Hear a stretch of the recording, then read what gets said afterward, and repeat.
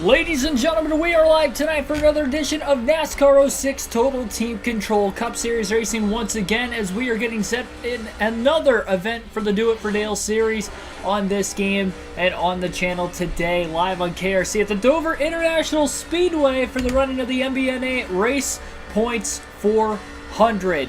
We'll try to see if we can get Dale Earnhardt Jr. his 6th Cup Series win of the season, coming off the last race last week. It was a tough go in the Coca-Cola 600 on Thursday, where Dale Earnhardt Jr. ended up crashing and, in fact, flipped, leading into a wreck that took him out of the race and resulting him back to a 41st place finish, his worst finish of the season, and as well the first DNF of the season for Dale Earnhardt Jr. He went into that race with the points lead for the first time on the year, and because of the DNF, he had lost the points lead right back to the guy he got it from the week prior, Carl Edwards. Edwards has a 92-point lead over Dale Earnhardt Jr. into tonight's race, and a 96-point lead over third place Tony Stewart. Top three all within close proximity as they come into tonight's race. After this race concludes today, we will be halfway through the regular season in the hunt to see who the 10 chase drivers will be. Like and subscribe for more daily NASCAR content as we get into the rest of tonight's action. No practice or qualifying for tonight's race. We'll be starting at the rear, just like we did in the Busch Series race yesterday afternoon at the Dover International Speedway. Thanks for everybody tuning in here today. Green flag is going to be in the air. Greg Biffle will be on the pole, and we are under green at Dover. Great initial jump on the start for Dale Jr. He's going to back out of the gas into turns 1 and 2. And actually let the 42 and the 11 go in front of him. And Junior's going to be very, very patient in the opening going of today's race. There was a stack up at the start of the Busch race yesterday. He was able to actually go from last to 25th in the first 4 laps because of it. And he's got to be prepared in case something like that is going to happen again today. Contact with Jason Leffler, the first car he already tried to make a pass on. And there's the stack up going into turn 3. Looks like they're still 3 wide up towards the front off the exit of turn 4. Junior was able to get by Kenny Wallace, Jason Leffler, but then he kind of got on the brakes pretty heavily himself, trying to keep from running into another race car.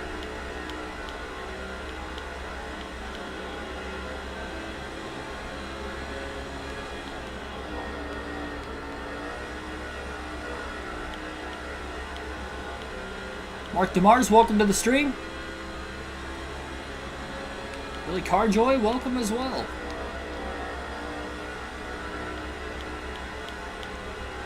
Junior could not stay out of trouble in the Busch race yesterday, but was still able to get a 6th place finish. Definitely been better in the Cup Series than the Busch Series this season. Maybe that could lead to a little bit more success today. Just waiting to see if we get another stack up, though, towards the front of the field. Aggressive move by Junior, drove it in really deep, slides clear of Jamie McMurray through turns 1 and 2 again. Lap 5, he's only up to 40. It definitely taken his time today. It bit him yesterday not doing that. Even though he still got a good finish out of it, he wants a shot at the win, of course. That's what every driver comes in here looking for.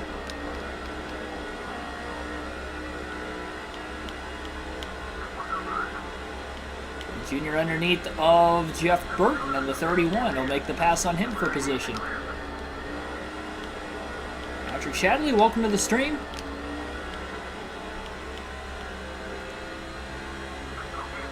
Get to watch Not at Work. All right, man. It's going to be here for the long haul today. 400 laps is a long time at Dover, even though it's a 400-mile race. Usually used to a lot of 500-mile races in this time era of NASCAR. Down on the apron goes Dale Jr. Got a hit from behind from Ken Schrader. Kind of loosened the car up just a little bit.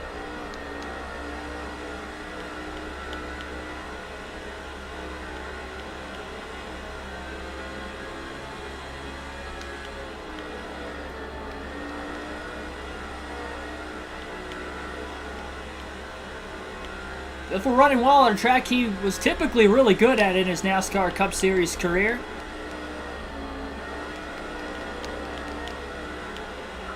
Junior driving underneath John Andretti in the 14 car, looking to make the pass on him. And he'll clear him into turn 3. But as he slides up the hill, Andretti might be able to cross him back over. Junior's going to be 3 wide middle off the exit of turn 4. Contact again with Andretti. Junior now underneath the 161 car. Crowd's into him a little bit. Sketchy at the back of the pack right now. It does not take much to lose complete control of the race cars. Oh, and there they go. Truex just got into somebody. 3 wide off the exit of the corner, and they are stacking up. Big wreck on the front stretch. Junior going to go low to miss everybody. And we stay green. His teammate Truex made contact going into turn 3, and then he squeezed somebody else into the wall and nearly turned himself off turn 4, and Junior's up to 30th.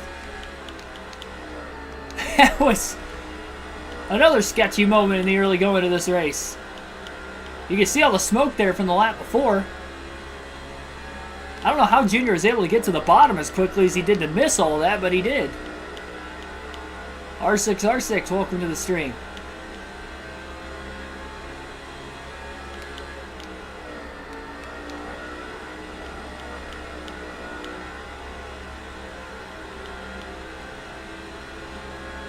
Junior has a little bit more space to at least try to settle in now.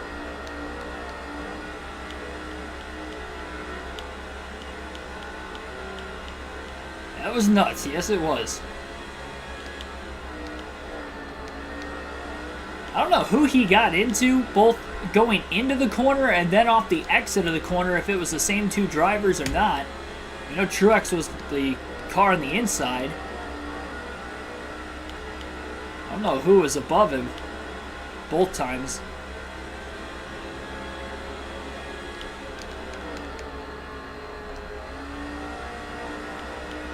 Speaking in the form of Jar Jar Binks. I thought it was a typo when you meant to say nuts when you. And that I've actually never watched Star Wars from start to finish. I know who that is though, and I know what he speaks like, but I didn't know that was a reference you would make until you mentioned it.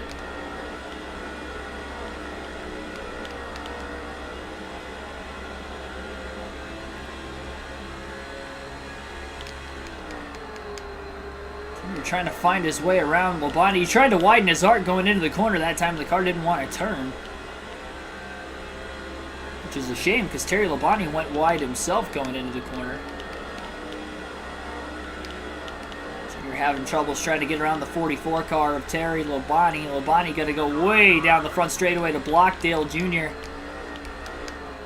Jr. gets squeezed.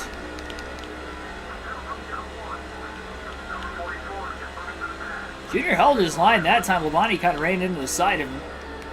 And Labonte being the car on the outside, it definitely did not pan out for him. And luckily, Junior kept his car under control and was able to make the pass himself. Quickly closes to the back bumper of the 77 car now. Travis Quaffle. Junior going to look low. Follows Quaffle to the inside of Jeff Green. Green squeezes Junior. Junior's up into the side of him and into the wall on the outside of the racetrack. Oh, it gets slammed by the 49 car of Kenny Schrader. That was not Junior's fault that time. He was underneath Jeff Green, and Green was crowding him, and Junior just couldn't hold his line that flat into the corner with the speed he was going in. It was on the brakes all the way up the racetrack, trying to keep it high above the oncoming traffic. It still got clocked by the 49 of Schrader, bringing out our first caution of the race today. Labonte was squeezing Dale Jr. the corner, really the lap before, in turns 1 and 2. They made contact, but Jr. didn't get stuck on him when Labonte had squeezed Dale Jr., but Jeff Green squeezed Dale Jr., and Jr. could not steer off of him.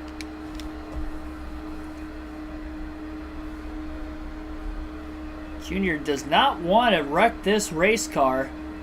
Don't know exactly what kind of speed he has in it for the early going of this race, but knowing that he DNF'd in the Coke 600 in the last race, he can't afford to have 2 in a row.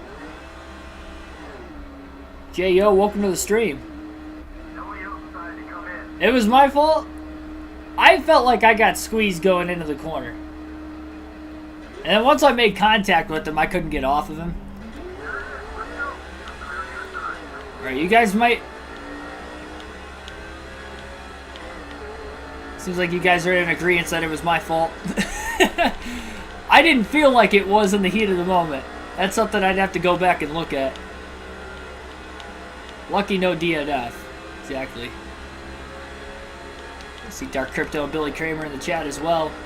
Really hoping that this damage isn't going to slow the 8 of Dale Jr. down any. Couldn't pit for fuel or tires, and all those spots he gained with that stack up a few laps into the race are now lost. And he's right back into that last place position again. Back to square one. I'm sure he's worn his tires out quite a bit with that slide up the track into the 43 of Jeff Green as well.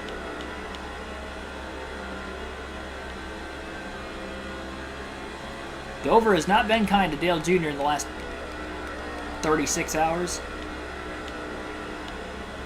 Between yesterday's Busch race and today's Cup race.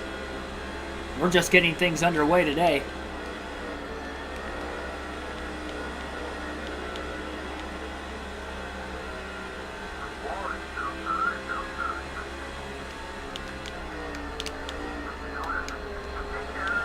So hard to hold the car on the bottom of the track.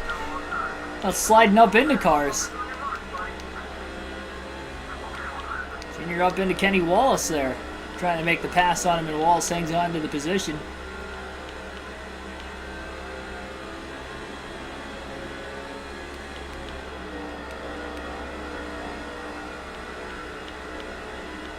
It does seem like they take a really late dive into the corner.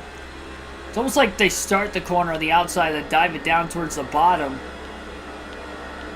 Right in the middle. Which really makes it tough to get underneath the car and stay underneath them because they're getting crowded. Kind of like right there, you could see it a little bit. Junior didn't run all the way near the bottom that time. Led to more contact with Kenny Wallace. Wallace going to try to cross him back over.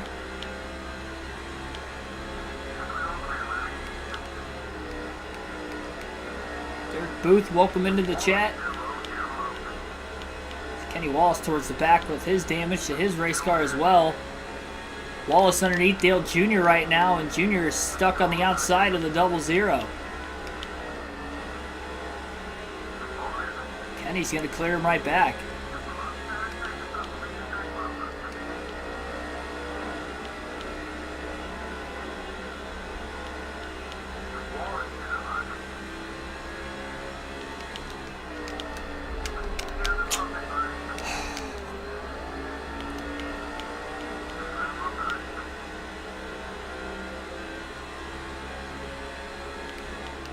Trying not to get frustrated. This trying to make a pass.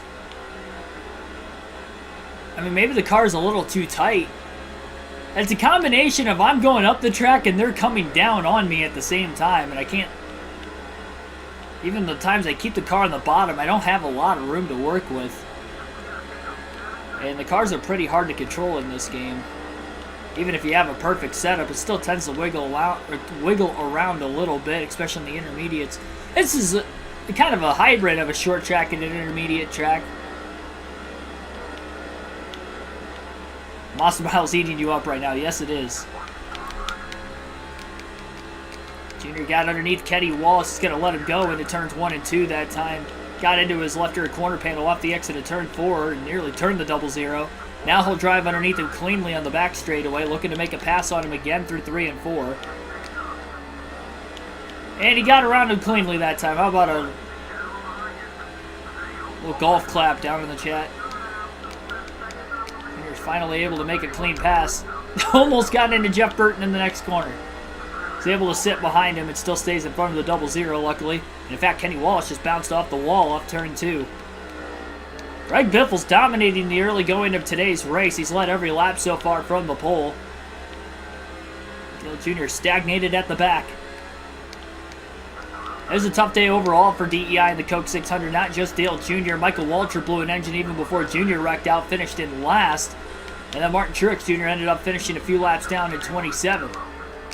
Jr. got in the wall off turn 2. And Jeff Burton got back around him. Jr. going to try to cross Burton over off the exit of turn 4. Back to the inside goes the 8, and he'll make the pass for 41st.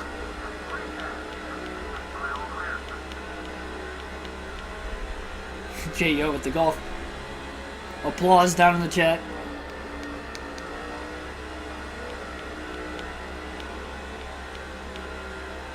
Biffle definitely the one to beat. Yes, it does seem like that. If you look at the track map on the upper right-hand corner of the screen, it looks as if he is really, really pulling away.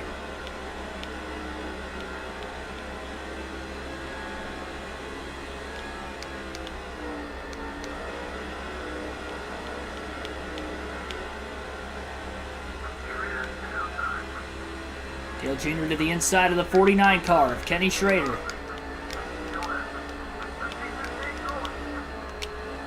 Clips the apron a little bit. Schrader's going to get a better drive off. Jr. had to lift to make sure he wasn't going to spin out. Schrader crowds him. Jr. got into him.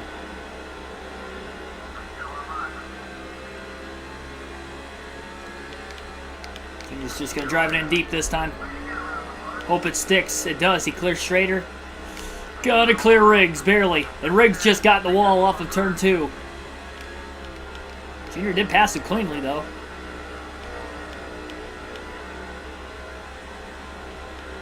Riggs lost that spot to Schrader as well after getting into the wall.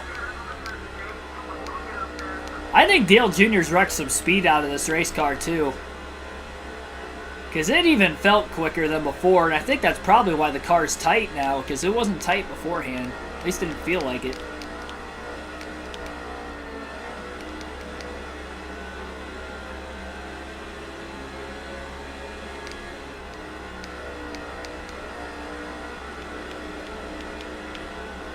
His teammate Martin Truex Jr. just a couple spots ahead of him.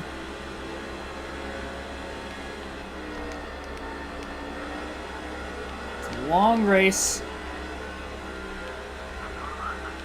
Not a good sign if Dale Jr. is already getting frustrated with not only the handling of his car, but just the driving of the rear cars at the rear of the field as well.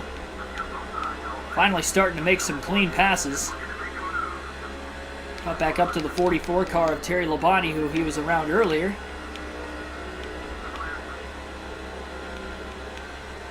Jeff Green is a rival in the 43 car up ahead after these two had made contact a little earlier. Green going to go wide. Earnhardt goes wide. He overdrove the corner trying to aggressively get around Kyle Petty. Oh, man, Petty hanging on that left rear corner panel. Dale Jr. and Jr. just had him clear off turn 2. Now, how is Dale Jr. going to get around the other Petty Enterprise car of Jeff Green?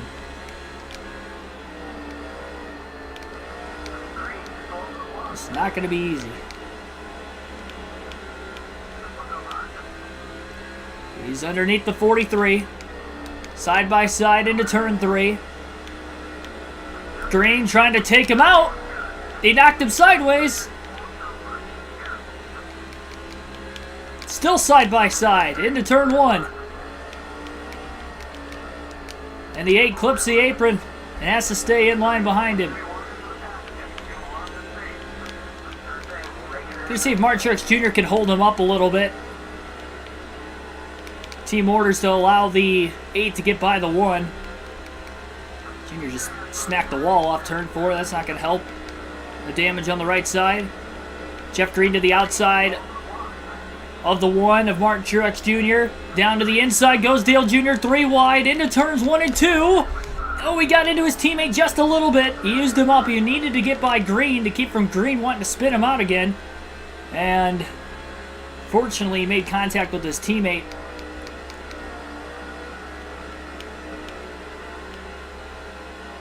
That was the easiest way to get by the 43 car, though. Clean air in front of the 8 now, so it can maybe help his race car out a little bit. At least for the time being. It's about up to where he was before the first caution. Found out for the Busch Series, these guys could go quite a ways on fuel. Cup Series might be able to go a little bit further than them.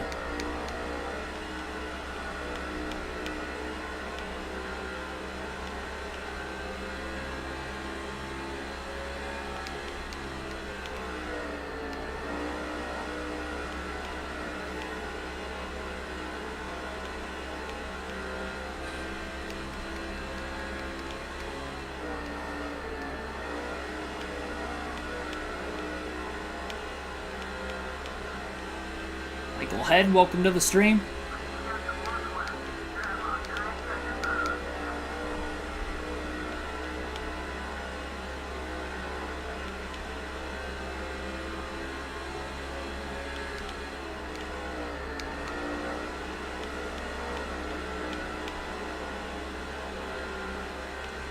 We're going to alternate through the different camera angles for the first time in the race tonight. About the next dozen laps. Could be a 3-stop race depending on the cautions. Yeah, we'll see. It's probably going to be borderline anywhere between 2 to 3 stops. I should say 3 stops, borderline 4.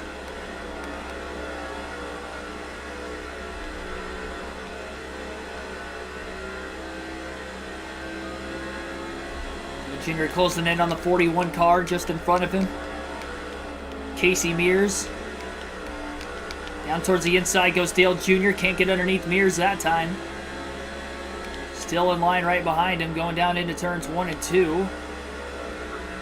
He's got to get underneath the 41. Almost, not quite. Mears got to get around Shane Meal in the 08. So hard to pass at Dover. Shane Meal got to go 3 wide to the inside underneath of a couple cars up there. Oh, and I think Mears nearly gets turned by Leffler in the 11, and that allows Junior to get by both of them into turn 1. They were 3 wide off the exit of the turn, and they couldn't quite hang on to it halfway down the front straightaway. Shane Meal, Dale Jr. pulled clear. To the outside goes Junior. Trying to diamond the corner off now through turns 3 and 4. Trying something a little different to maybe get around the 08 a little cleaner. Big block by Meal going from the top to the bottom. Junior drives underneath him now in the back straightaway into turn 3. Goes up the hill, kind of uses Meal up a little bit. And Junior will make the pass nonetheless. For 28th.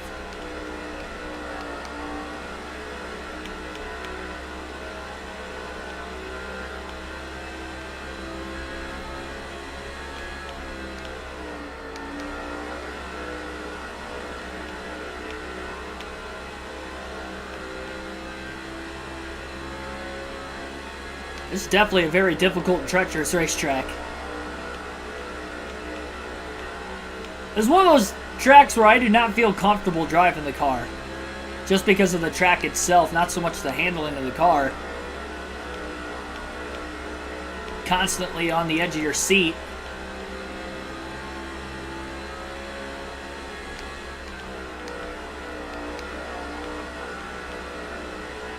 When you have 400 laps around it, to make things even more difficult over the longevity of the race. Lack of concentration starts to set in a little bit later on in the going. Halfway on fuel right now, just getting to about lap 58. A few caution laps in there, of course, as well.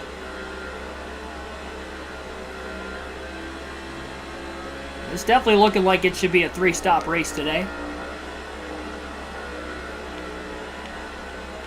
Nobody has pitted once, and we've only had 1 caution.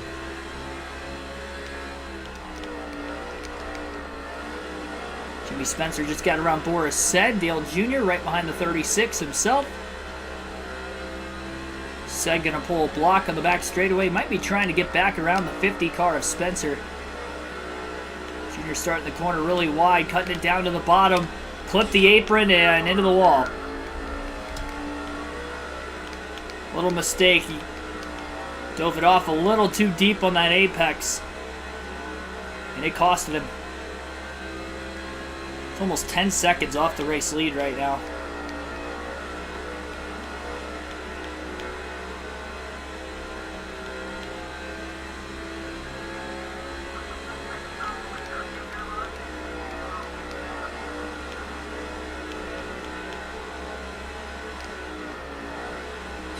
Junior lifted and still got in the wall. Off of turn 2.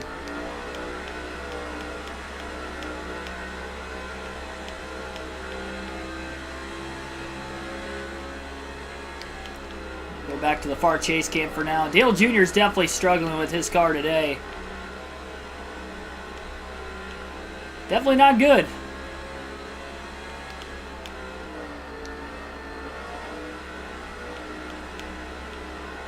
It's like a murder scene from all the red paint all over.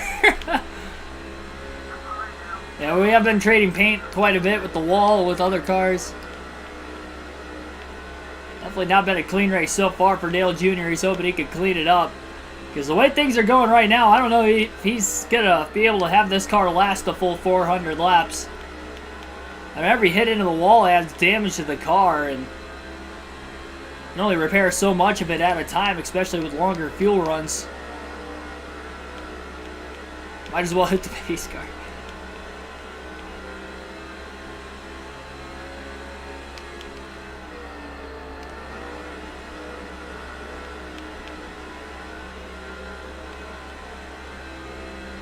What has been a championship caliber season so far for Dale Jr.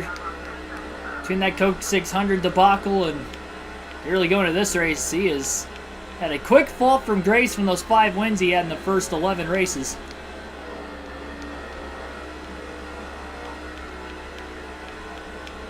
Vlog will be uploaded tonight. I didn't want to upload it too soon before the stream, so I'm going to upload that as soon as the stream's done tonight. It's already basically uploaded to YouTube. It's just private right now on my channel. Haven't released it to the public yet, so it will be out as soon as the stream is done tonight. I want to say it got done processing at about 4:30 this afternoon.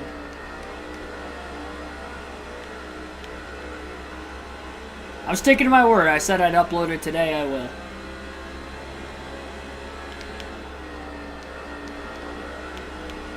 Field pass? Not yet. I don't feel comfortable with my race car yet, so I don't want to wreck somebody else's. I don't know where Michael Waltrip is right now. We haven't seen him yet. Must be having a decent day. Junior looking to make a pass. And he goes around. Get down the track. All right. He barely hit the wall on the inside. That actually wasn't as bad as it probably could have been. Kind of hit it pretty square with the rear bumper.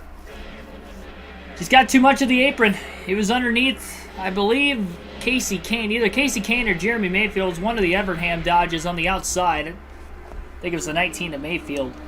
Dale Jr. had gotten underneath. Second caution of the race today. He can't pit for fuel or tires, and everybody else is going to stay out again anyway. So kind of like the Busch race last night, nobody wanted to pit under caution. They're going to try to keep their track position. You can obviously see how hard it is to pass today. And Junior's got to repair the damage to the back bumper of his race car. Asher G, welcome to the stream. Super late. Nah, not super late. Still in the early going. I did win the Stanley Cup Finals on my franchise mode with the Red Wings.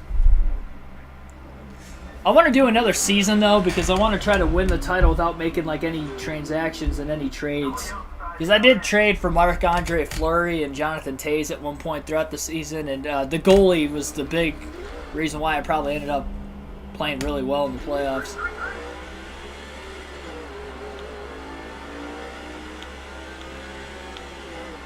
Green flag back in the air. Biffle still let them all. We'll see if he can survive another restart. Lap 72. Went to a concert last night and it was awesome. Awesome, man. Who'd you go see?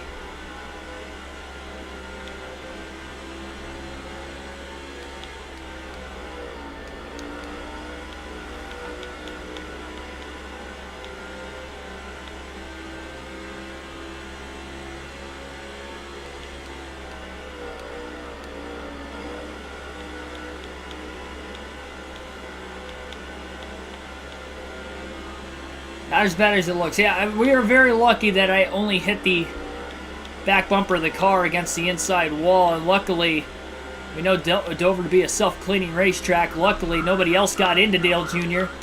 Jr. just got into Scott Riggs in the 10. This car's got a little out of shape. I do not feel comfortable passing any cars on this racetrack. I don't care how fast or slow they are. Junior is struggling to pass cars right now. He's going to have to try to get himself to the front on some sort of strategy today, and I don't know how he's going to do it. He's going to need probably a natural caution to do it, and unfortunately he's been involved in the first two today, so he has not been able to pit for fuel or tires. Def Leppard, Motley Crue, Joanne Jett, and Poison. I did see Motley Crue once. That was one of the first concerts I went to. My dad took me to see them in Toledo when they were actually supposedly on their final tour. At the time it was, and then they came back, what, a couple of years ago? Went back to touring again.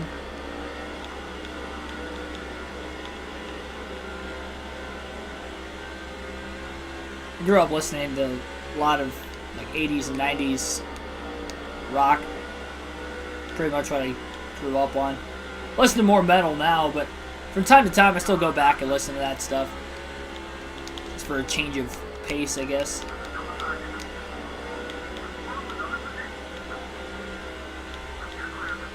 Because if I didn't listen to that stuff when I was younger, I probably wouldn't listen to the stuff I listen to now, so. Definitely grateful for that.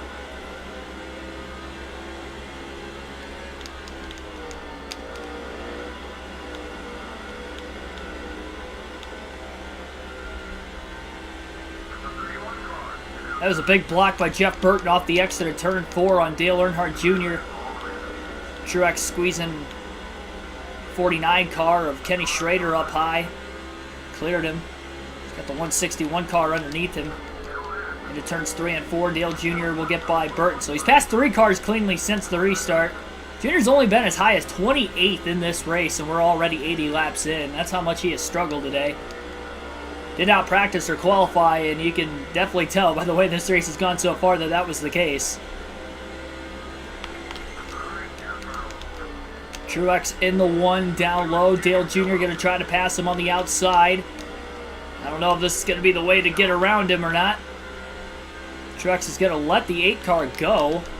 Contact, and they're both up into the wall. Well, at least Truex didn't get into the wall, but Dale Jr. did.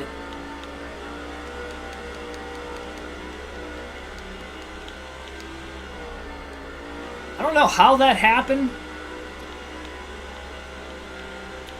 I definitely didn't feel comfortable up there. It looked like when they went off into the corner, I don't know if Junior turned down into the 1, or the 1 just got tight and got up into the side of the 8. Oh, jeez, Truex nearly turned a car on the backstretch now, the 120. Truex is a madman right now in this race. That's like the 3rd or 4th car he's already gotten into. He pulls up in front of the 120 car. Dale Jr. is going to get underneath both of them going into turns 1 and 2, and he barely clears his teammate. He almost turned himself into the wall. That was a close one.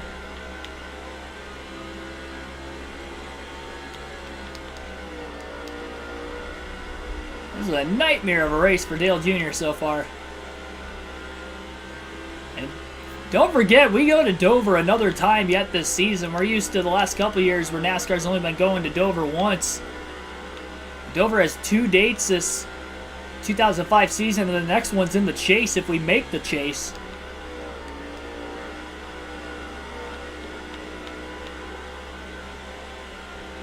I think Junior needs to park his car. Truex or Dale? Both.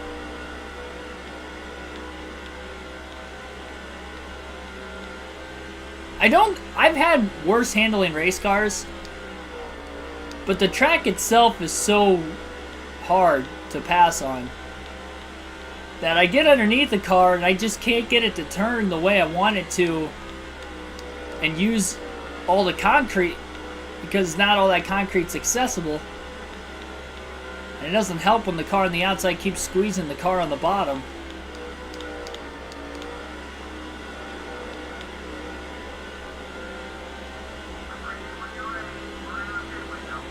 Quarter tank of gas left. I would assume we're probably going to be seeing some green flag pit stops fairly soon. Nobody has pitted yet for fuel or tires today, and it's a 3-stop race scheduled to the end. Junior got to get around the 31 of Burton. Rides in line behind the 10 car of Scott Riggs.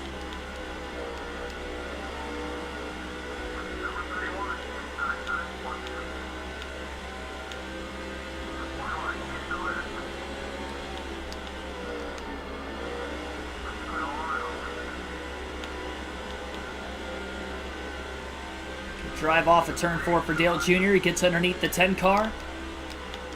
Into turns 3 and 4 they go. Junior's clear. Makes another pass.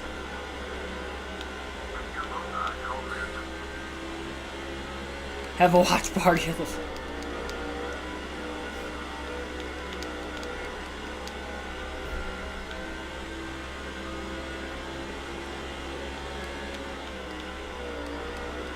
.161 car went wide. He almost got in the wall going into turn 1. John Andretti just stays clear of the 45 car of Kyle Petty. Dale Jr. underneath Jeremy Mayfield is going to get around him cleanly that time.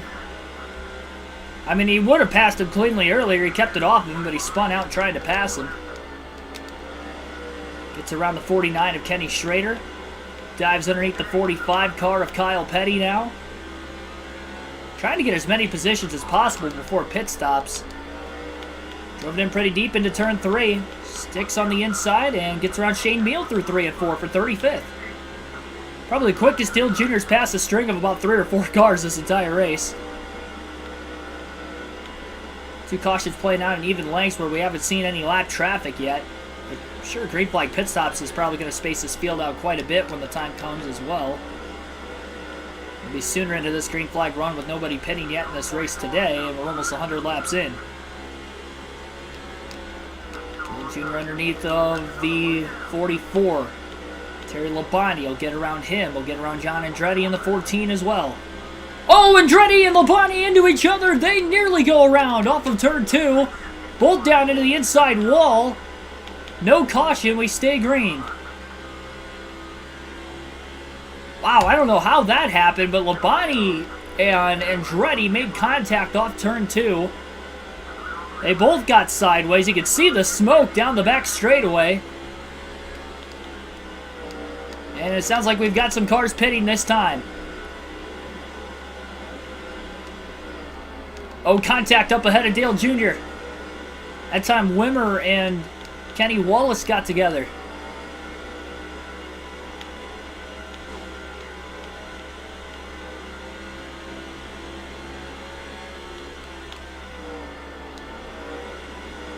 How long do you stay out? See cautions in the middle of green flag stops a lot on NASCAR 06. Seen a lot of near cautions in this one despite only having 1. Contact between Ryan Newman and Dale Jr. And Jr. will get around Newman for position. Newman scrapes the wall off of turn 2 as well.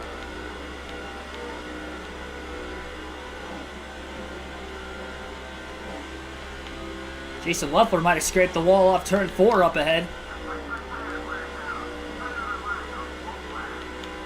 Greg Biffle still on the track and has still led every lap in this race so far today.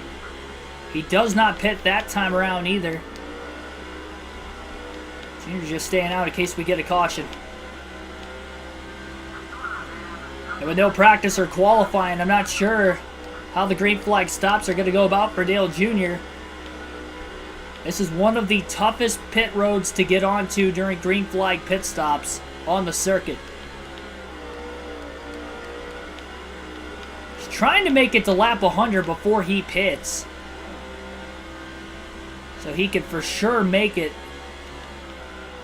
in just a few stops. He's up to 3rd. Biffle's still out on the track. Still leading through 3 and 4. He stays out again. I think Biffle just wants to lead all the laps today. I don't know if he's going to cycle out of the pits with the lead, though.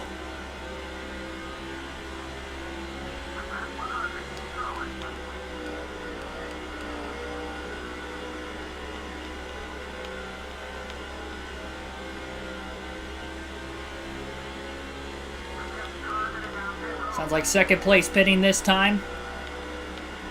Junior up to P2.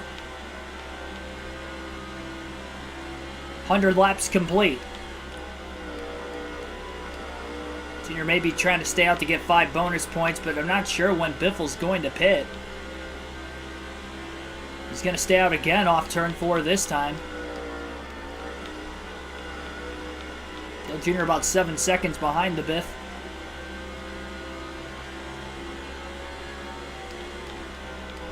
Mike Breeze FN, welcome to the stream. Brendan Littlejohn, welcome. Biff really wants to win. Yeah, he's led over the first 100 laps. He's on his way in this time. Dale Earnhardt Jr. going to stay out. He's going to lead one lap, and then he's going to come in. Biffle in his pit box. 5 bonus points for Dale Jr. leading his first lap of the race. Remember, Carl Edwards came in with a 92-point lead over second place in the standings. Dale Jr. Jr. has not had a great day by any means today, but he's able to stay out longer than everybody else. Claimed 5 bonus points. And he's not going to pit this time around either. Maybe he can catch a caution and trap most of the field a lap down. You never know. Junior's only got a 2.7 second lead, 2.6 second lead right now, so he's not the only car that still has to make their first stop.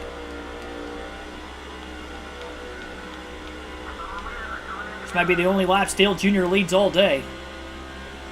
A lot easier to run with no traffic around you, though. It can be crucial if Dale Jr. can get the track position because of it. So far, so good. At least for this green flag run. Not prior to the first 2 yellows we saw today, though.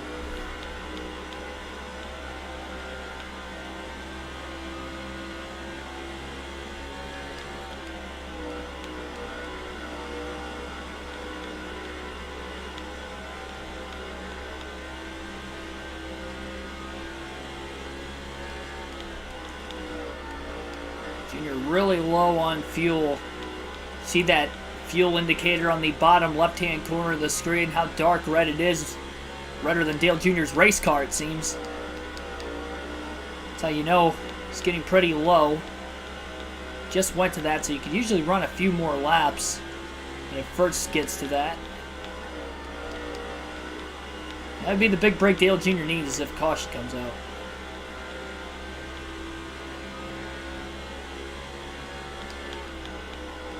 Having the 1 lap lead. Be interested to see where he cycles off of pit road once he does make his stop. Also a little nerve-wracking considering he did not make a green flag stop earlier. One car blowing up. That's Scott Wimmer in the 22, who has an engine failure right at the pit road entrance. So Dale Jr. will stay out 1 more lap. It'll pit at lap 109. So Dale Jr. will pit this time by.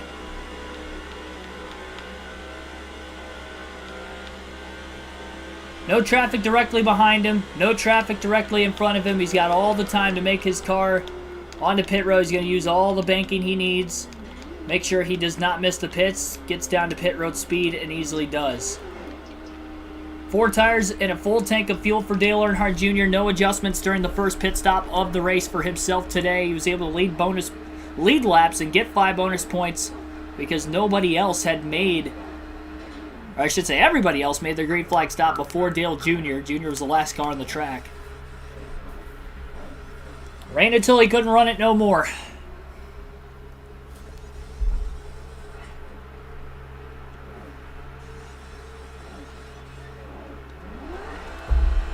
The only laps Biffle hasn't led today were those laps.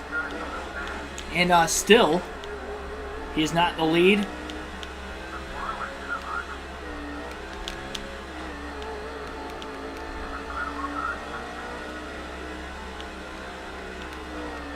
'27th is where Dale Jr. will cycle off of pit road. Jeff Gordon is the new leader and the 3rd different leader of the race today. Biffle was one of the last cars to stay out onto the racetrack, and I think that's why Gordon was able to cycle ahead of him. Gordon has not won a race yet this season. We're halfway through the regular season once the checkered flag falls at Dover today.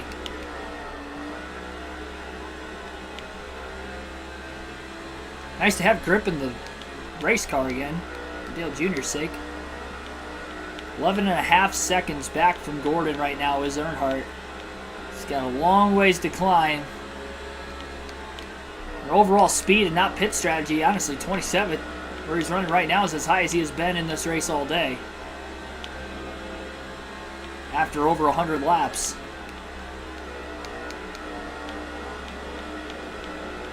Quickly closing on the 00 car of Kenny Walsh just in front of him.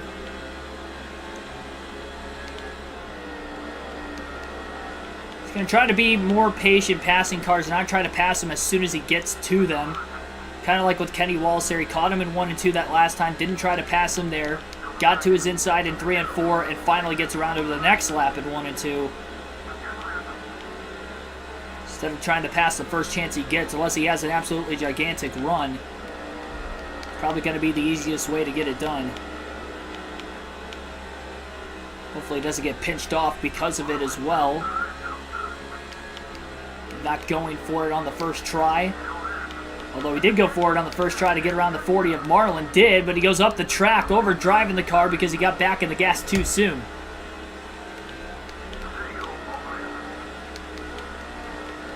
Well, that backfired. He did clear him with a clean pass, but he got back in the gas too soon and ended up in the wall off of turn 2. And Sterling Marlin got right back around him.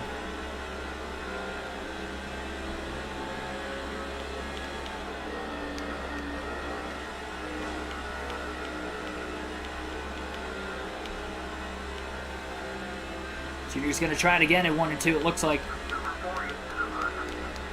Underneath Sterling Marlin. And that time, a lot better off the exit of turn 2, and he's able to hold on to 25th.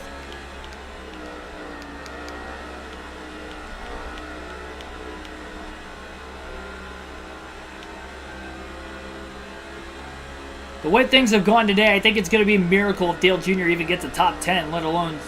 It might even be a miracle of finishing this race, let alone getting a top 10. The sad part is, we go back to Charlotte later this season for a 500-mile race, so still another long race at Charlotte, and we also go back to Dover. Both those races are in the chase. It can be problematic for Dale Jr. when that time rolls around. If he runs like he has in these first 2 attempts at those racetracks. You get into the chase, you can't afford to DNF and win the championship. He lost the points lead, went in with an 11-point lead over Edwards, and now he's 92 points back after a 41st place DNF at Charlotte in the Coke 600 in the last race.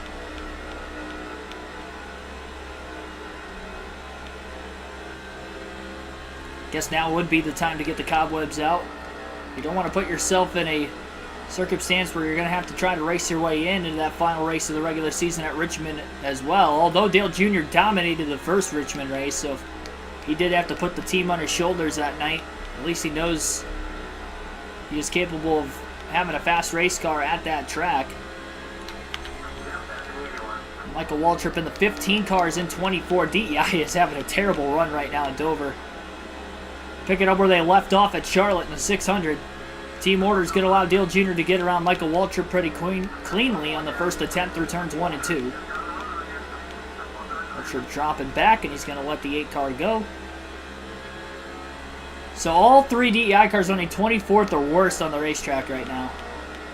And they're all over about a half a track off the lead from race leader Jeff Gordon in the back half of the field.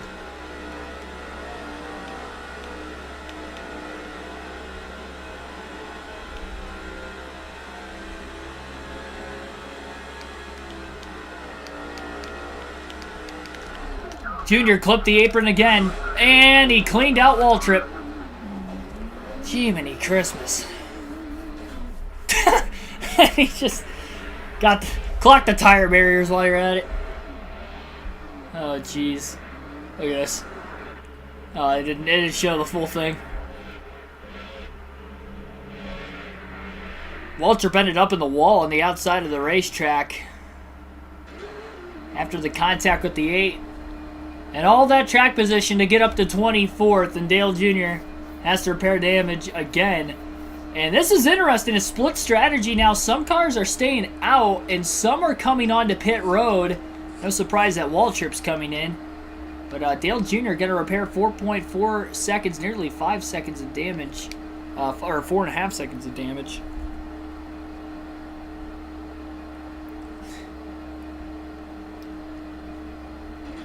Third caution of the day today, and they've all been for Dale Jr., unfortunately.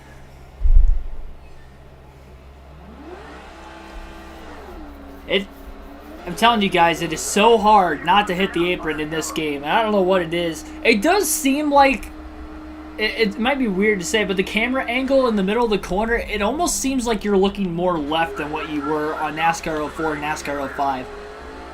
It seems like the camera angle points more to where it looks like you're going straight in the middle of the corner because it's angled to the left, if that makes any sense. Dale Jr. actually able to gain a few spots through that caution and is in 20th.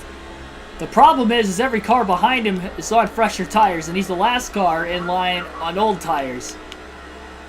And Bobby Labonte is immediately going to get underneath him, and Jr.'s going to be stuck on the outside, which is not where he wants to be, going into turns 1 and 2 this time. Up the hill he goes, and he's in the wall. And he's still on the wall, can't get off of it, finally gets off of it.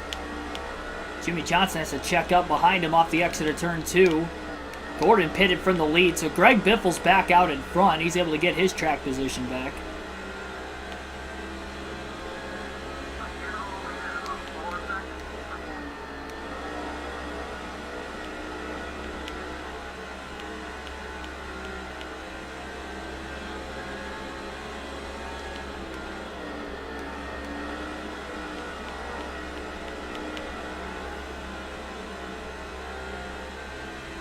I'd say this is the worst race of the year for Dale Jr., but he just finished 41st with his first DNF of the year in the Coke 600.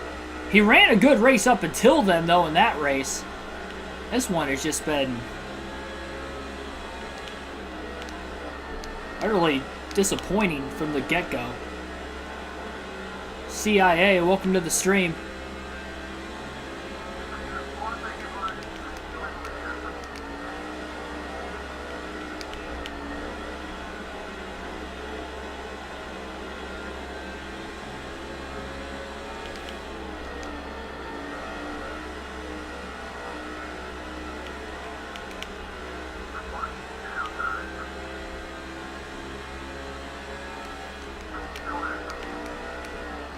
Oh, Junior just got squeezed by Mark Martin that time.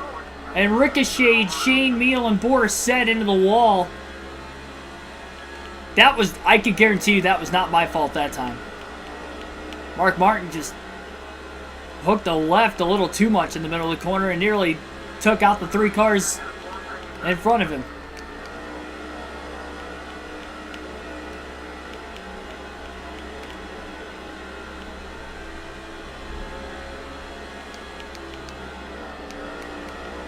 I'm telling you, Junior can't catch a break, whether it's himself making the mistake or somebody else making a mistake around him. It's very fortunate he hasn't been in a big wreck today. I say that, and rival Jeff Green's only a few positions ahead of Junior right now. Junior just passed Jeff Gordon on the racetrack. Drives to the inside of Tony Stewart.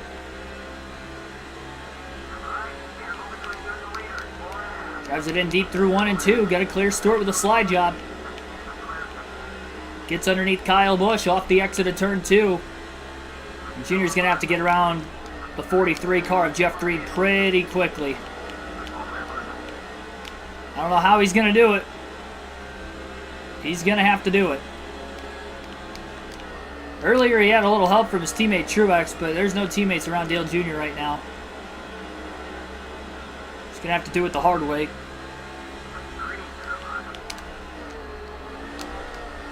Side draft screen, trying to make clean pass.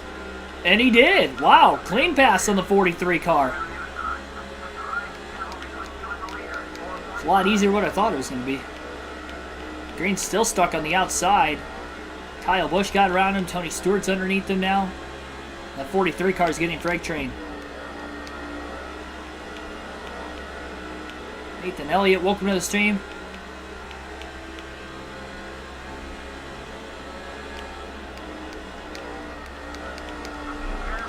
Contact with Jeff Burton a couple times. That wasn't the ideal way to make a pass. Make everyone a rival. I don't plan on it. That is not the idea. The way this race is going, I'm surprised I don't have more rivals. Supersonic.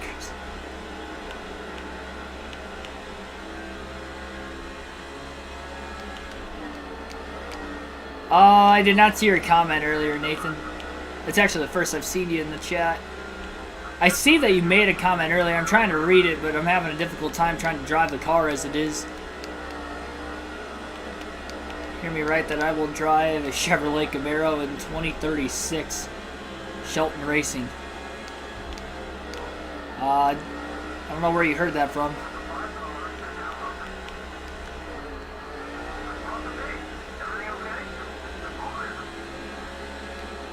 Is that a slurm bomb?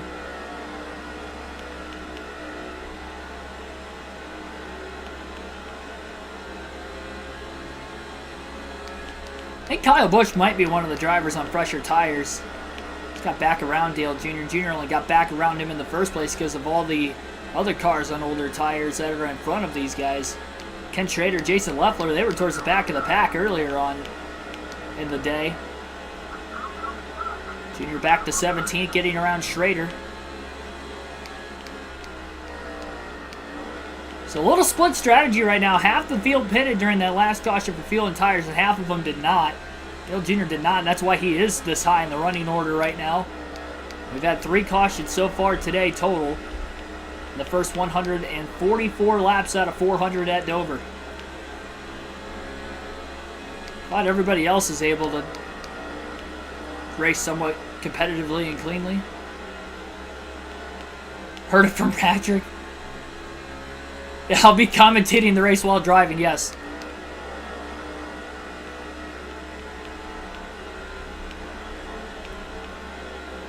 Be sure to have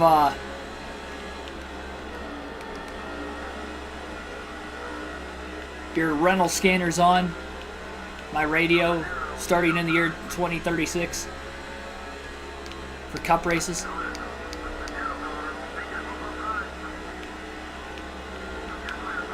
I'll be 37 at the time too.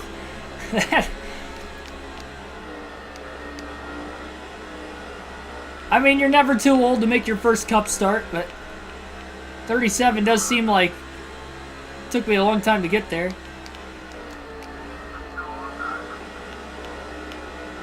Surprised somebody would take a chance on me. It's got to be a backmarker team, you would think.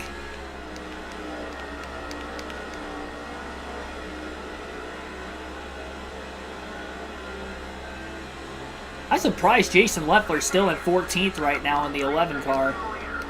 Junior going to go up the hill into turns 1 and 2. Up near the marbles. Kyle Busch going to drive right back underneath him. Junior on older tires than the 5 car. He's having a hard time trying to get in front of him and stay in front of him, and Kyle Busch is going to clear him.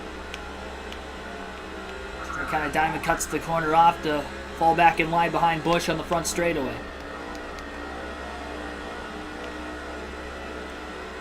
Biffle has dominated this race today. The only leaders in the race have been Biffle, Dale Jr., Jeff Gordon. Gordon cycled to the lead after green flag pit stops, but he was one of the cars that pitted during that last caution, giving the lead back to Biffle.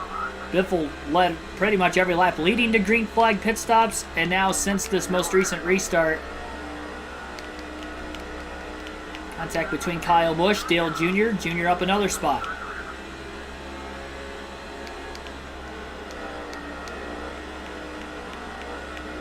Startup team using a development driver.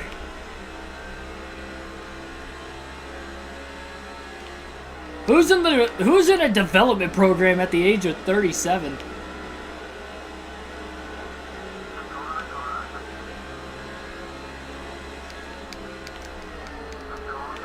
I feel like that's like an equivalent to a guy in his mid-30s pushing 40 years old that plays like rec leagues throughout the winter and still thinks he can compete with actual NBA players. That's what it sounds like to me. That's like the equivalence to a 37-year-old development driver.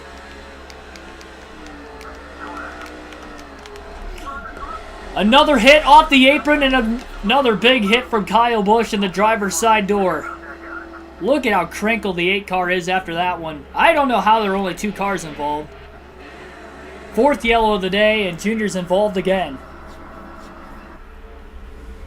It's so hard when you have a car on the outside of you not to hit the apron. I'm telling you guys, it may look like I'm making stupid errors, which I am. Don't get me wrong, I'm still making the stupid errors. But it is not easy, especially when you consider it's a full race. And you're trying to do this for 400 laps and 400 miles on this game. This is not an easy racetrack. I don't know how I finished 6th in the Busch Series race last night, to be completely honest. And I led the most laps, too. I only led the most laps because of strategy, but even before that, though, I kind of drove up right around, like, top 15 on speed.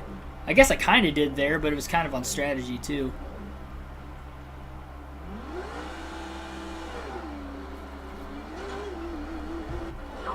That sounds insane, to be bull riding in your 40s. Patrick said 2025. Yeah, 2036. One is too late, one is too soon, it seems like, to be a startup driver. Biffle leads the field to the green. Nobody pitted during that caution, whether they pitted or not before a previous yellow. And Dale Earnhardt Jr. is in the 42nd position. Again, the only car out of the race today is Scott Wimmer, who blew an engine some time ago.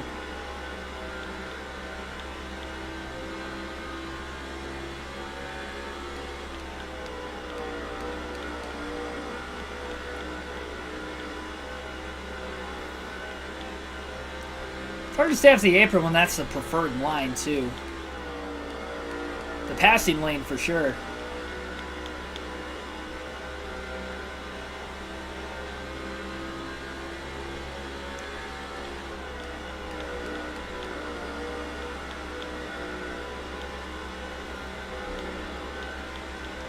We can get a natural caution for Dale Jr. to get off strategy himself. I think he'd be alright with that, but we haven't even had that yet today.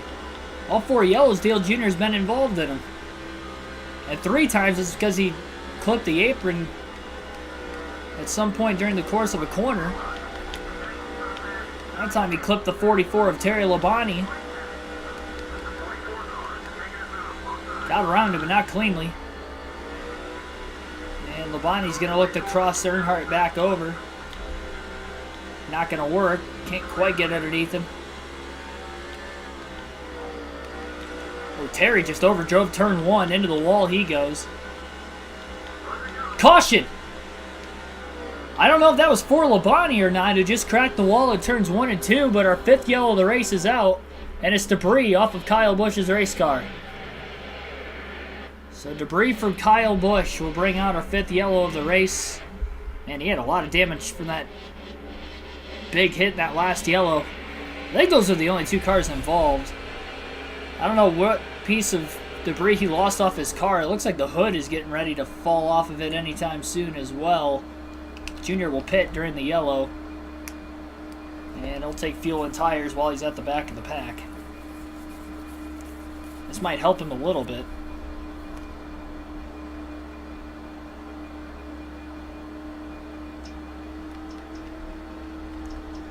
Half a tank is all he needs to fill it up. No adjustments, 4 tires and fuel for Dale Jr. It's going to be a 2nd stop of the day. No fuel or tire limit in the Cup Series for ourselves in this game.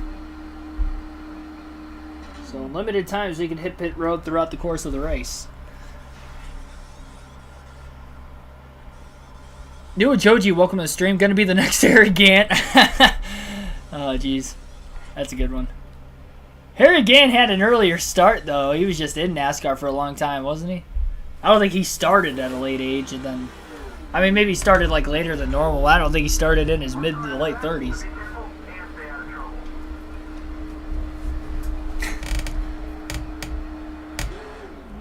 Gonna pull a reverse Mark Martin.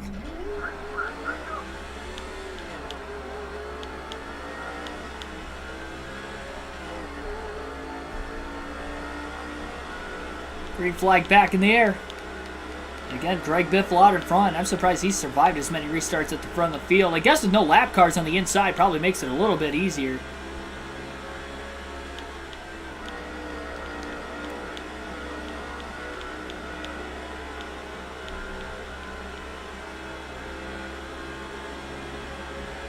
Caution's out again.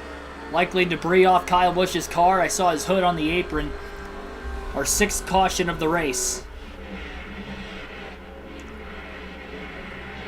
So his hood came off that time, and then the bumper cover over the grill came off likely in the yellow before that. So 2 debris cautions for Kyle Busch. Those are the only 2 non-yellows from Dale Jr. today, giving us 6 cautions in the race total. Nobody get a pit during this yellow, it looks like. Well, Dale Jr. might as well come in. He's last anyway. Not going to hurt anything. Last on the racetrack, that is. Scott Wimmer's out of the race. Might as well top it off. 1 lap on her tires, change them. Not that much tire fall off, but there's no limit to how many we can use in the Cup Series. Might as well do that.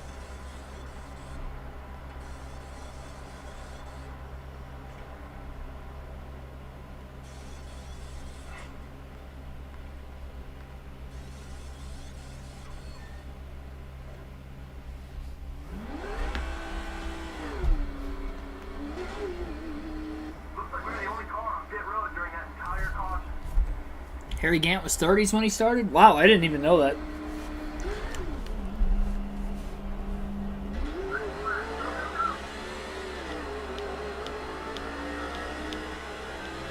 I guess that would be equivalent to Harry Gant. He had a good career for himself. Potential Hall of Famer. Maybe one day.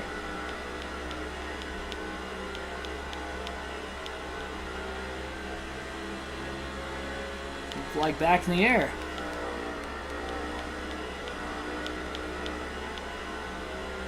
I know you can race in your 40s, but starting, you know, just before your 40th birthday is something else.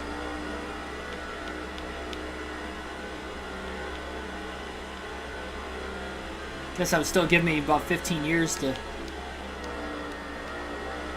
work my way up the ladder.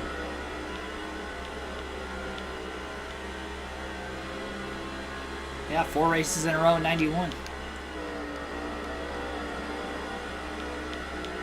Mr. September.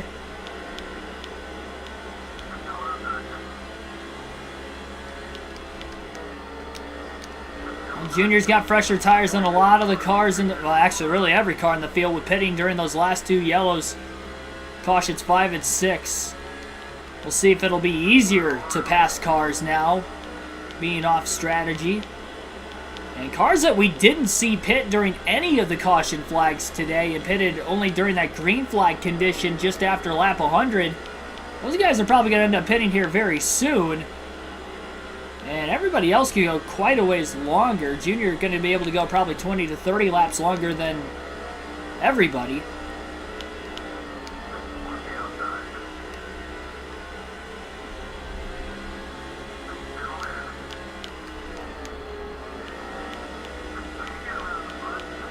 Junior making clean passes, at least on the fresh tires right now. It's working out for him.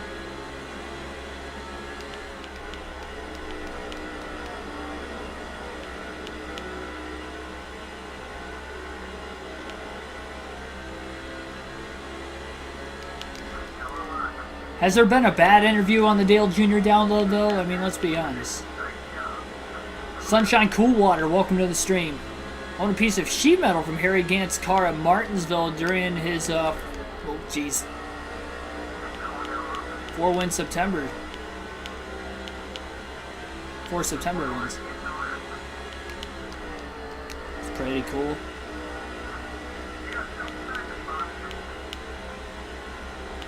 Kind of a basic but cool paint scheme at the same time. I do say so myself.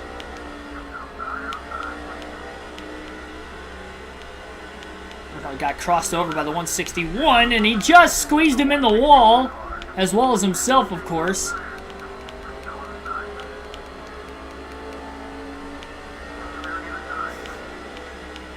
No caution, thankfully. We stay green.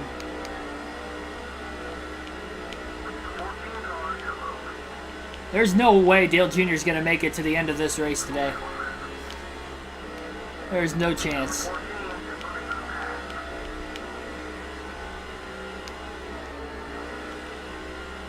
Andretti just got in the wall, and Shane Meal passed him through 3 and 4. Contact up the hill, goes to 161 into the 50 of Jimmy Spencer. Shane Meal back underneath of Dale Jr. Jr. trying to block Meal and nearly turned himself. Cost himself 3 positions, and he's right back to 42nd again. Is it me, or does it feel like this race is taking forever? I feel like I've been sitting here for like 3 hours already. That's what it feels like. This has been a long race. Terry Labonte wasn't upset with Dale Jr. before. I think he is now.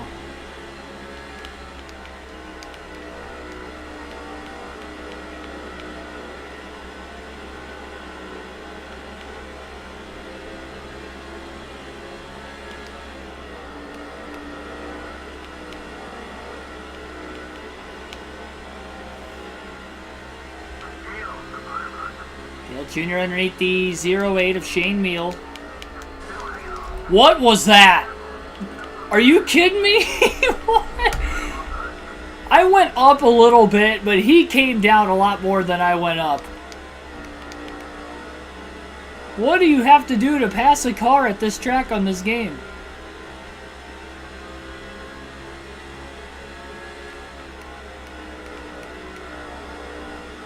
I couldn't go any lower without hitting the apron. I think he was trying to pass the 14 of Andretti and just acted as if Dale Jr. wasn't even underneath him.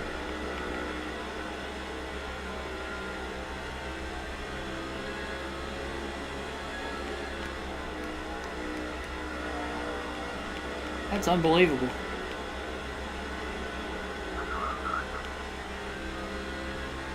Hard on the inside of Andretti. Contact up ahead between Jimmy Spencer and the 161 car again as the 161 again gets into the left rear of Spencer. Dale Jr. underneath the 08 of Meal. Got to get around him cleanly that time. And Meal's in the wall off of turn 2. Andretti going to get back underneath him on the back stretch and try to get around him in 3 and 4. Ay, ay, ay. Miserable race for Dale Jr. He has spent almost the entirety of this race outside the top 20. No qualifying or practice. Plus the damage on the car is just obviously causing a big underlying issue with the performance today. And really DEI as a whole has been off of their game, both in the Coke 600 and at Dover. They all finished 27th or worse. 2 of them DNF'd at Charlotte, and then here today at Dover, I don't think any of them have been inside the top 20 except for when Junior stayed out longer than everybody else during green flag pit stops early in the race to get some laps led and get 5 bonus points. And when Junior stayed out during that 4th yellow, or at least didn't pit for fuel or tires during the 4th yellow, was able to restart in 20th.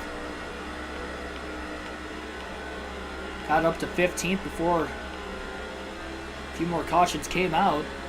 Pitted to go off strategy. He has fresher tires. But he's still not steamrolling around even the back marker cars at the rear of the field. That's how much damage he has right now. It's really costing him.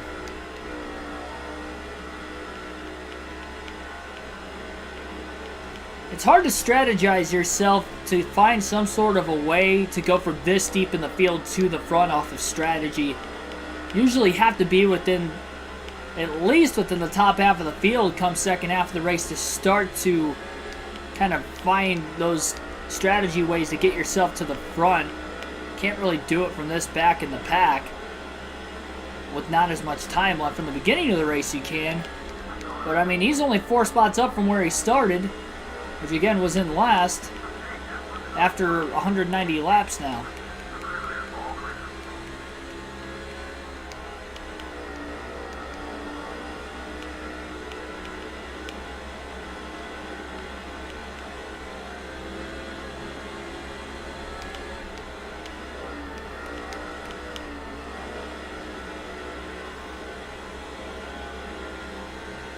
Spencer going to drive underneath of Kenny Wallace. Dale Jr. going to drive underneath both Jimmy Spencer.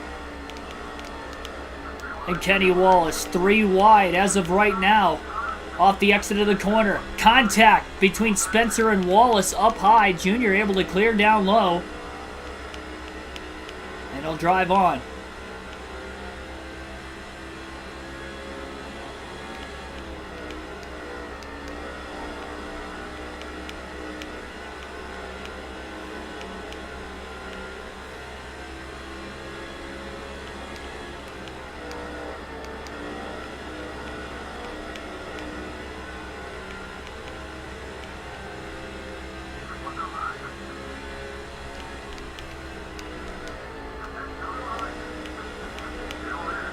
Squeezed by the 122, but was unfazed that time. Gets underneath the 45 of Kyle Petty, and it sounds like some of the leaders will be on their way into the pits this time. So the start of green flag pit stops once again. Dale Jr. just got in the wall off turn 4. And dirty air behind Leffler in the 11.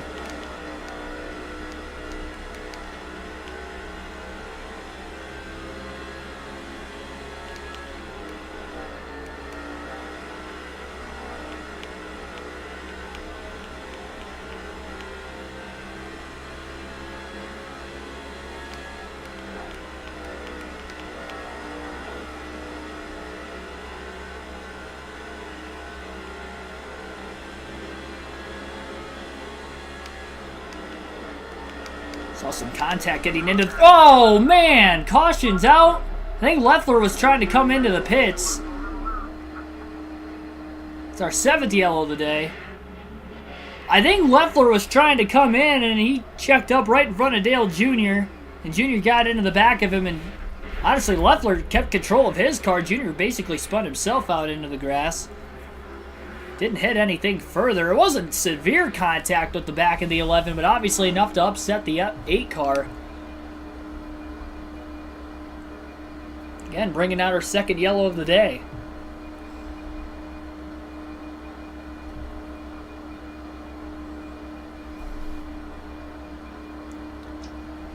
And again to the back he goes. We're on pace for having the most yellows in today's race compared to any other race on NASCAR 06 so far. It's all mostly because of Dale Jr.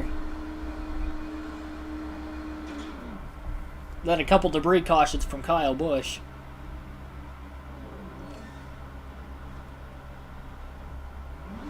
That was caused because of an accident Dale Jr. was in, so I guess we were still kind of the reason for all 7 of them.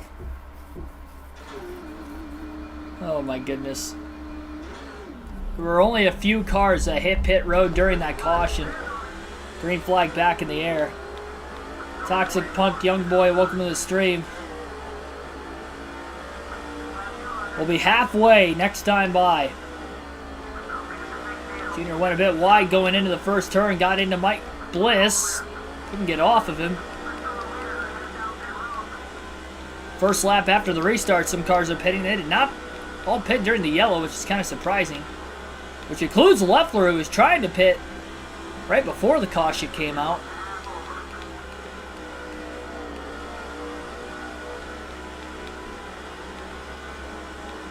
Saw some sparks flying up ahead a little bit. Imagine there might be more cars pitting this time through 3 and 4. Shane Meal will peel off. Dale Jr. couldn't pit for fuel or tires. Halfway home. I'll get tonight's trivia question out to you guys pretty soon. Junior just overran turn 1. Right into the side of Andretti. I don't know where Kevin Harvick came from, but he'll get to the inside of the 8. Caution! Alright, well that's going to help. Our 8th of the race. I don't know what this is out on. This is not a Dale Jr. related yellow. Casey Kane, with debris off of his race car, has brought out the 8th yellow of the race today. I don't know where Casey Kane got damaged from. He was not involved in any of the accidents Dale Jr. was involved in, so there must have been a stack up coming into the pits. Or maybe got into somebody on the restart. But Junior will pit for fuel and tires here during the caution, and it looks like the entire field will be on their way in during this caution period. So Pretty much everybody who was not already on pit road will pit now. 4 tires and fuel. I guess Junior's right back on strategy again. And during this caution period, I'll give you guys tonight's trivia question.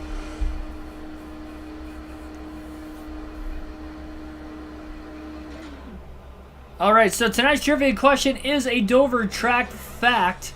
Who are the only drivers that are currently in the Cup Series today to have won the only 2 overtime races in NASCAR Truck Series history at Dover? So again, who are the only 2 current NASCAR Cup Series regulars to win overtime races in the Truck Series at Dover? That is tonight's trivia question on the channel. Have to name them both. And I will give you guys until lap 220 to try and get that answer correct on the channel today. Green flag back in the air. That caution trapped some cars a lap down that pitted immediately after the restart, which is big for Junior because that actually moves him up to 22nd now. And he's right back on equal tires as the rest of the field, which is also good for himself.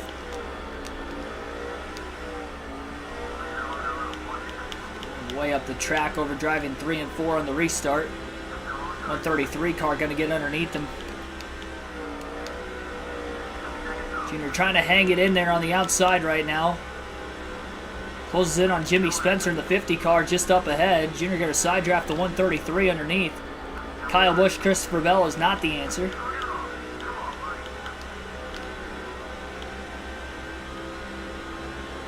And the question is, who are the only 2 Cup regulars to win overtime races in the Truck Series at Dover? And not Cup regulars at the time, drivers who are in the Cup Series today. So the only 2 drivers that are in the Cup Series today to have won overtime races at Dover in the Truck Series. Truex just got into Dale Jr. They made contact off turn 4. More problems for DEI. Jr. still can't make his way into turn 1 as he got hung up on Sterling Marlin and, of course, his rival Jeff Green as well. Junior better be careful. Green might try to turn him.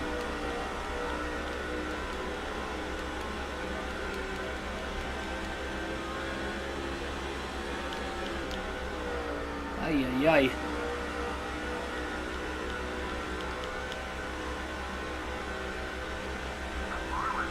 Get unlimited guesses in the chat, by the way. No limits tonight.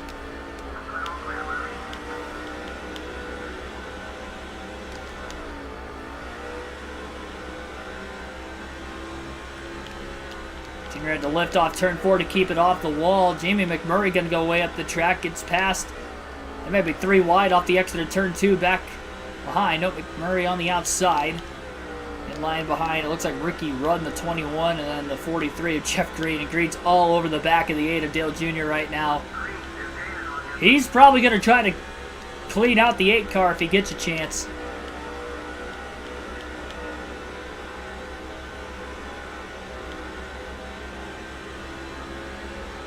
Caution again for the 9th time today.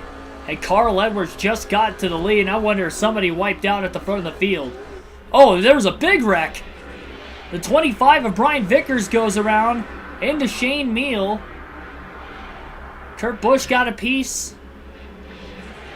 Another non-Dale Jr. caution tonight. That's back-to-back now. We're trending in the right direction. The wrong direction as far as how many cautions we might get in this race because we've already had 9. And Dale Jr. is just going to come on to pit road again. Again, he's at the tail end of the lead lap. It doesn't hurt.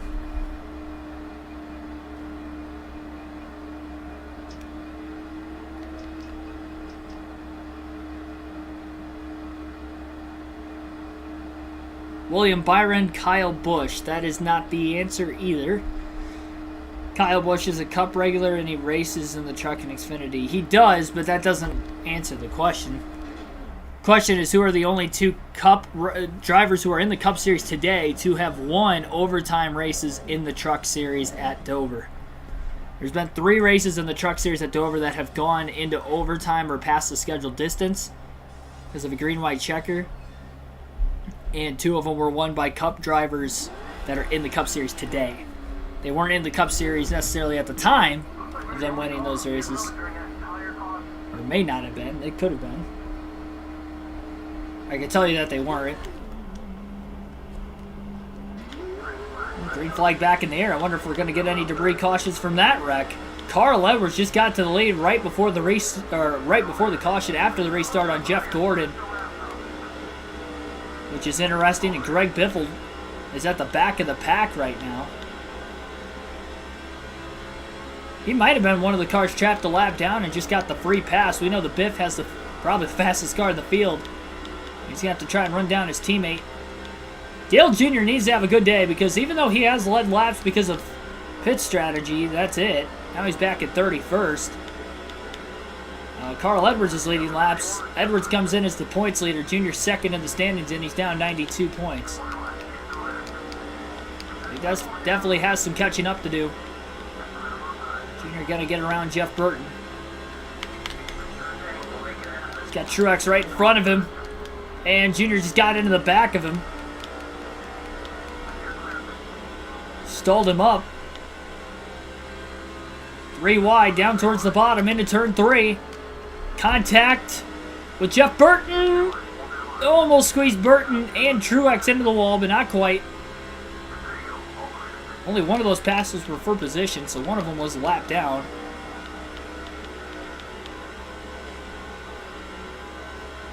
R6 has gotten the question right. Eric Almirola, well, hang on. You got to specify what bush. You get one opportunity. Which bush was it?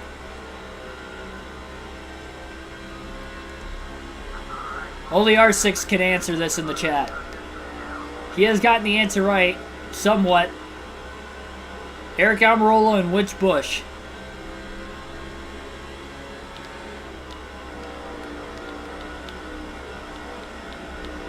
He says Kurt. That is the answer. Yeah, Eric Almirola and Kurt Busch are the only 2 current Cup Series drivers to have won a truck race at Dover that went past the scheduled distance or went to overtime.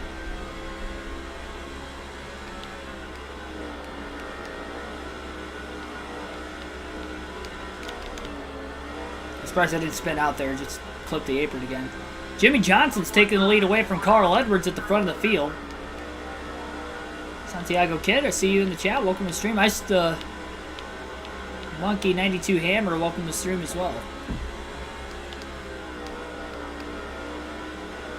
Racing out the Monster Miles so far. Miles the Monster has gotten the best of DEI so far today, especially Dale Jr. Jimmy Spencer throwing a block on the backstretch. Wiggled quite a bit though, getting into turns 1 and 2. Dale Jr. trying to work his way through this field right now. He has been stuck outside the top 20 almost all day. It's rain right in the side of Jimmy Spencer getting into turn 3. He has been struggling to pass cars clean all day long. Oh, Spencer just cracked the wall hard getting into turn 1 now. 3 wide, off the exit of the corner, contact. Slightly, but they made it. Jeff Green gets moved out of the way by Earnhardt. Earnhardt gets crowded by Green again. Green trying to wipe out Dale Jr. again. I think Andretti got the wall on the outside, and Jeff Green has successfully wrecked Dale Jr. Our 10th yellow of the race. He tried to take him out once the corner before that. Then he hit him before they got into turn 1, but Jr. was so out of shape going into the corner because of the contact from Green. That's what led the 8 car to going up the track. And then he just got hooked on him again, and around he went. Luckily, the only car behind him was Martin Truex Jr., and he was able to miss him. Jimmy used to own this track. This is very true. Fitting that he is in the lead right now. BNSF Trains of Fullerton, welcome to the stream. And again, Jr. cannot pit for fuel or tires, being involved in the accident after Jeff Green has taken him out. DW's Booty Cheese, welcome to the stream. He's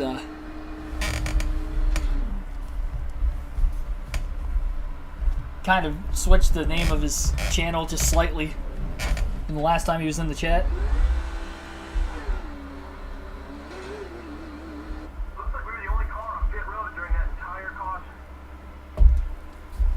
So we went from Jack Roush and his cars leading laps in this race today, kind of dominating, setting the field down, to Jimmy Johnson, Jeff Gordon running 1-2. Green flag back in the air. Found out your Discord server is hacked. Oh man, that sucks. Hopefully make your day better, giving you a good show in this race today, which unfortunately hasn't been for Dale Jr. Troublesome from the get-go. We've had 10 cautions. We're only at lap 230 of 400. This could be the longest race of the season. The Coke 600 was the longest race so far, clocking in at about 4 hours and 26 minutes, but I don't know. This one might go longer. Stack up, and Jimmy Spencer has wrecked. Off the front bumper of Dale Jr. I don't know who caused the stack up, but Dale Jr. didn't get out of the way in time, and he turned Spencer, and Spencer's in the outside wall in turn 3.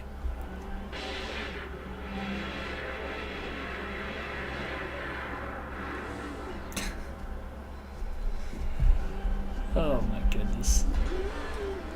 Will we break a NASCAR record today? Will we have more than 22 cautions? Because I don't know. We're pacing that way right now. Caution number 11 has just stricken at Dover. We're halfway to the record. The most cautions we've had in a race this season is 11 in the Cup Series. So we're already tied with that. We still have... Everybody still has to pit at least one more time to the end of this race yet. We're just past halfway.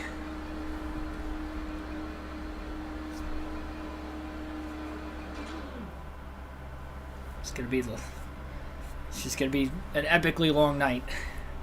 It feels like I've been sitting here for a few hours already, and in actuality, it's only been just over an hour and a half. Oh my goodness. Dodge could be making a return. Yeah, there's kind of been rumors of that the last few months. Tony Stewart's NHRA team racing for Dodge, so it's kind of linking that potentially Stewart-Haas could bring Dodge back in. Junior in 33rd needs to find a way to dig himself out of this hole eventually. I'm surprised he's still in the race. And now he has 2 rivals. He had to worry about Jeff Green before, who already wrecked him, and because he accidentally turned Jimmy Spencer, now he's got to worry about Spencer as well. 3 wide off the exit of the corner.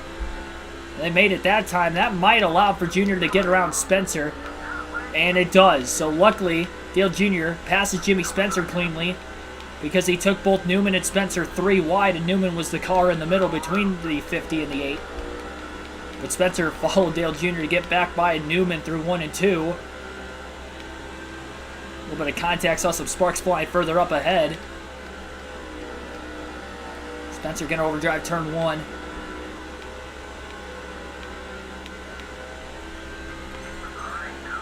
Team order is going to allow for Dale Jr. to get underneath Truex. Truex just squeezed his teammate, though, in the process of Dale Jr. trying to get around him. What is Truex doing right now? Just ran into the side of his... Oh, he almost turned him! Oh, my goodness! Is Truex a rival and I don't know it or something? This is not right. So much for team orders. Truex just tried to wreck his teammate.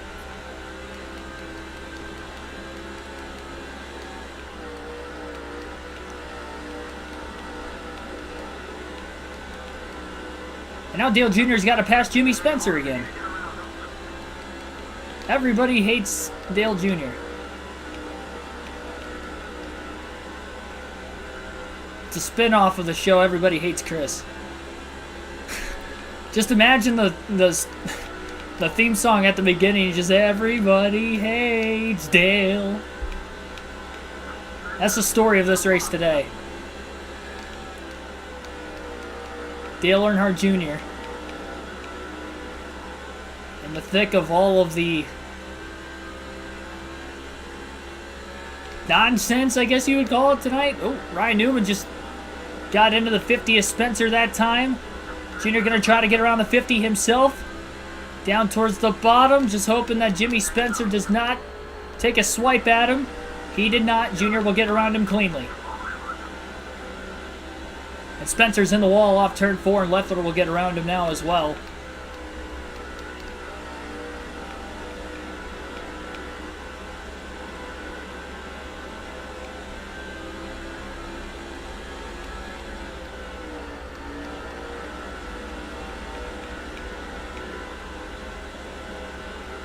Official Landon Castle, welcome to the stream. Oh, Ace Moneymaker been giving me a ring. I don't know. Not the moves in this race today. A lot of other races potentially. Not today's race. Just passed maybe one of the hardest cars to pass in the field, Ryan Newman, cleanly. He's not having a great day. He's been towards the back quite a bit, too. And he may just cross Dale Jr. over. Nearly did, but Jr. gets back down to the bottom in front of him. And also gets squeezed by the 133 car. I don't know how they didn't make contact. Jr. clips the apron. Still doesn't make contact with the 133 on the outside. And he's going to get around him. Hey, that's 3 cars in a row we have passed cleanly now. The 133 in the wall, and then off of Newman, and Leffler gets by both of them. Dale Jr. to 29th, with Jimmy Johnson still in the lead. Rivals aren't the thing I need to watch out for. Yeah, you're right. Need to watch out for that apron on the bottom. Miles the Monster's been down there all night, taking care of business. I'm not the only car who has spun out today, though. Thankfully, Brian Vickers was able to clean out a couple cars as well when he spun out in an earlier accident. They are stacking up big time right now. Borisset with a block on Dale Jr. going into turn 1. And there is just a logjam of traffic in front of the 8 of Earnhardt. Of course, with the stack up of all these restarts, definitely helping that be the case. Jr. passes both Shane Meal and Terry Labonte through 1 and 2. He's underneath Borisset finally, looking to make the pass on him into turns 1 and 2 as well. Slides up, just kept it off the... Well, it spoke too soon. And Leffler decides to take it 3 wide and run into the side of Earnhardt. Tried to squeeze into a hole that wasn't really there. After the 45 and the 8 made just a bit of contact. Luckily, they both kept it off the wall. Didn't cause our 12th caution of the night.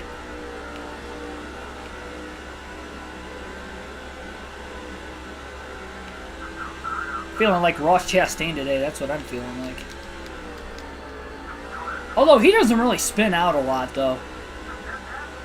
The only time I can remember him spinning out because of over-aggressiveness was at Darlington this year. And he didn't wreck anybody else, luckily. It was only himself who he ended up getting into. It seems like anything else, he's taken out other drivers. But him himself, he's able to keep control of his car. Boris was teammates with Junior when he had the fiery wreck. Yeah, sports car. Not NASCAR.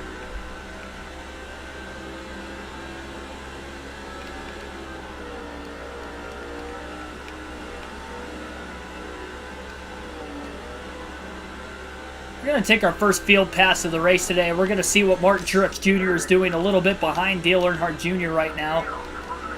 Truex in the 32nd place position. This is our first field pass of the race today. Dale Jr.'s got a lot of damage to his race car, so he's probably going to go straight backwards in this field pass. Would not doubt it.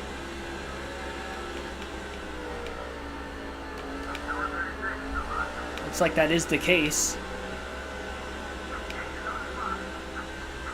There's Dale Jr.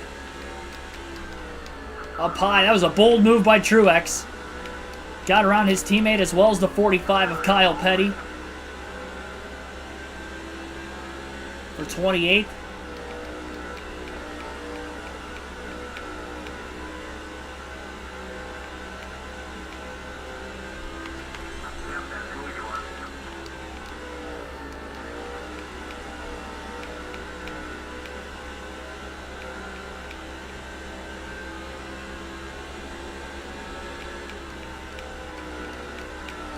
Less than 150 laps to go at the Monster Mile right now. Truex's car's handling well enough to at least pass some cars. Driven up to 28th. We'll see what Michael Waltrip in the 15 car is doing and where he's at in the field. Waltrip's up to 7th right now. Just got loose off turn 2, unfortunately.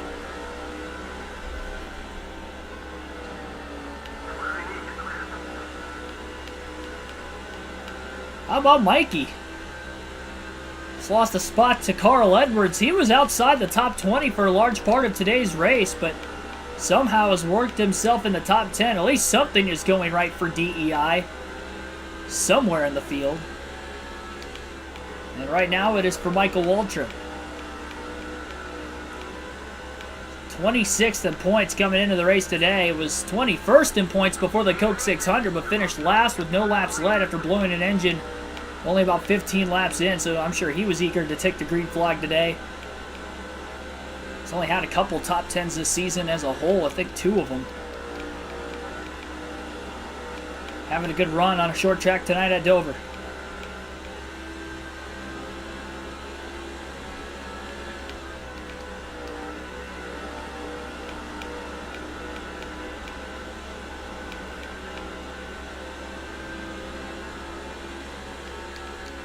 Waltrip gets squeezed by Stewart.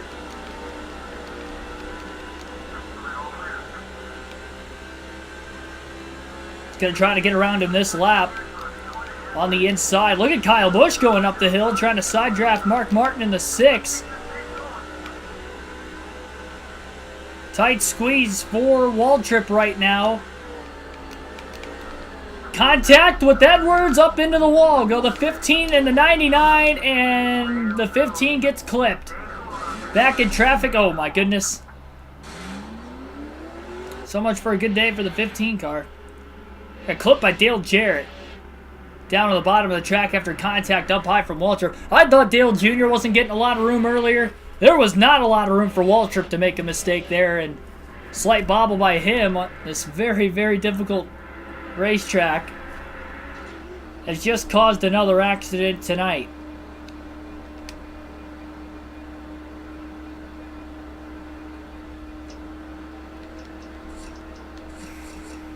This is unbelievable. I do like this patriotic scheme from Waltrip too, though. Doesn't look so good with damage on it, fortunately. Caution number 12 tonight, the most in the Cup Series so far this season.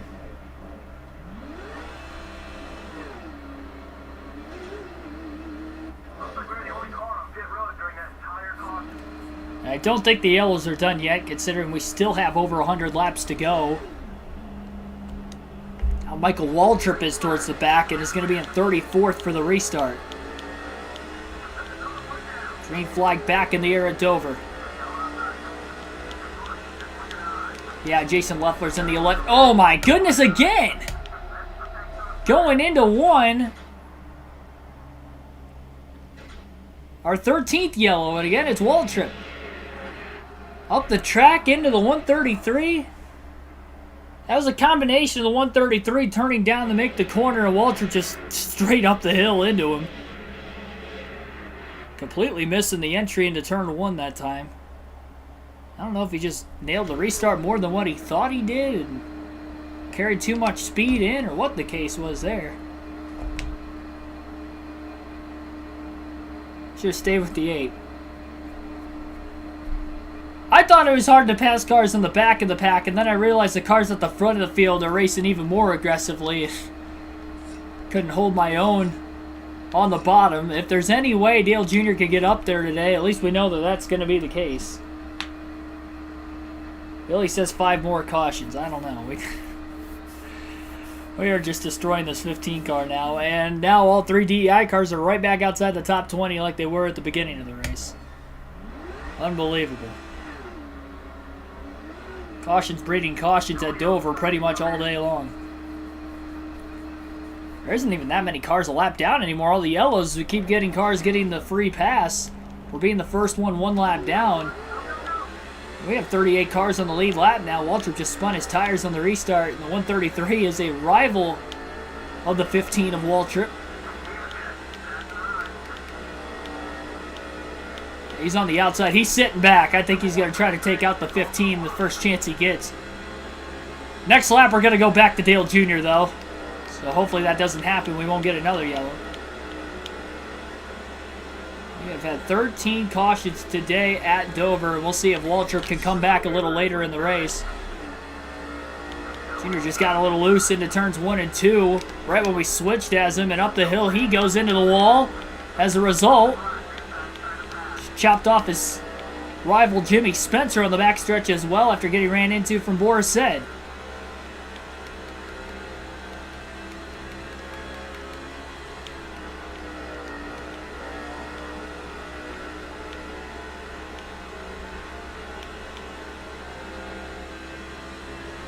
Miles the Monster's hungry today. Yes, he is.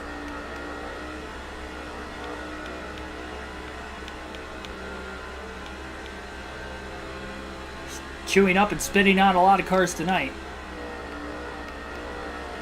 I forgot Jeff Green's still up here. Truck's starting to gain a little bit of ground again. Have team orders allow Dale Jr. to get up here and pass him.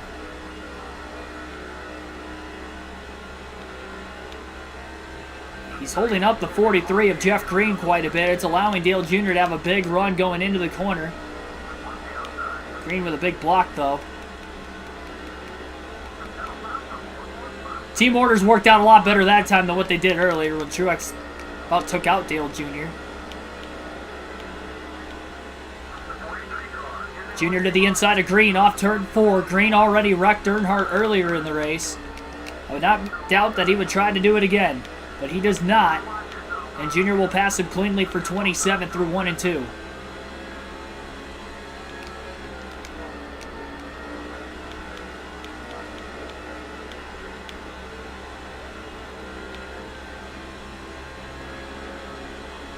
Pit window to the end of the race is probably going to open up in about another 30 laps or so. But at the rate the cautions have been coming out today, I wouldn't want a short pit. Risk going a lap down the rest of this race. I don't know how, but Dale Jr. is working his way through traffic for pretty much the first time all day. Just got into Ryan Newman a bit. Gonna let Newman go. Keep from getting into him again and risk wrecking the field. Truex is following Dale Jr. as well. See if both of these two DEI cars can work themselves towards the front for the first time today.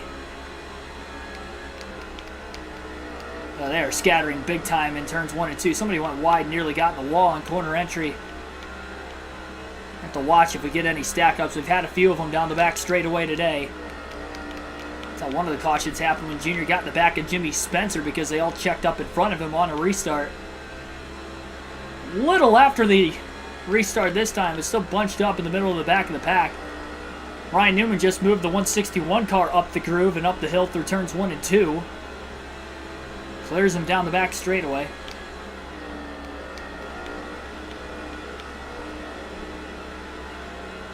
I don't know how this A car even has speed to run in the top 30 at this juncture. He's up to 24th.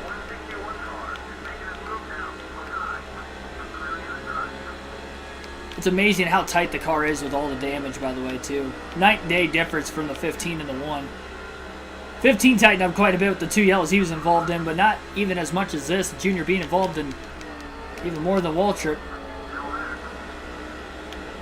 Going up the hill, especially in the dirty air, it's really, really difficult, but he does get around Newman cleanly through turns 1 and 2. Rides in line behind Jamie McMurray in the 42. Down to the bottom. A little bit of a stack up on the outside that also helped Earnhardt that time. Gets underneath John Andretti in the 14. Clears McMurray in the 42. Towards the bottom. Underneath Shane Meal in the 08. Dale Jr. is up to 22nd and is in the top half of the field.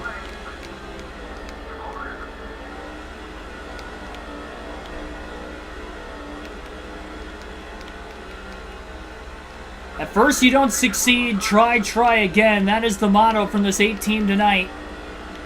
And finally, with 120 laps to go, they seem to be doing something right. Probably going to see some stops as soon as that window opens up, so going to have to be prepared from other drivers trying to pit. He's going to get around Kenny Schrader. It's still tight trying to get through traffic, by the way, as you can tell. Schrader was a lap down. Casey Kane is not. That's a pass for 21st for Dale Jr. Now he's underneath Scott Riggs on the back straightaway.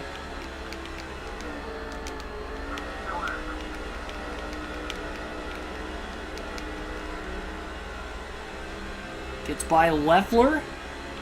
Underneath Quaffle. To 19th. I think Quaffle was a lap down.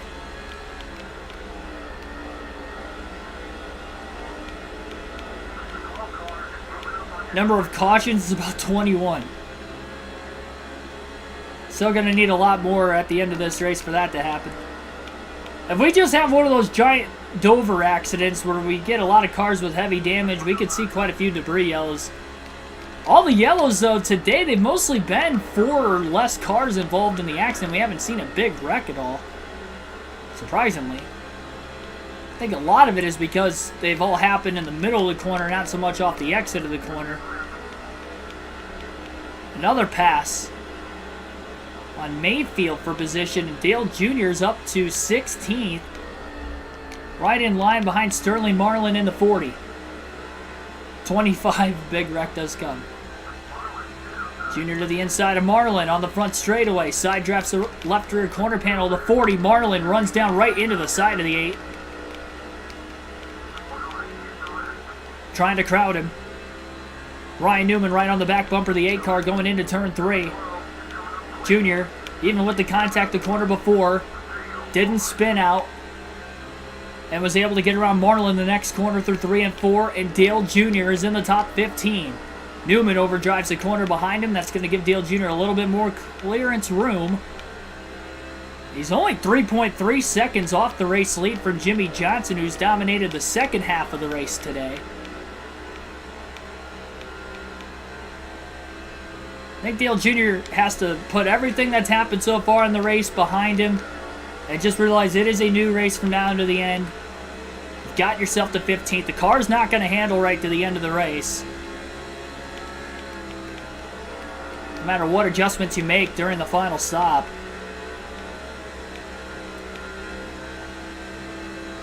Just have to trust the skill you know you have.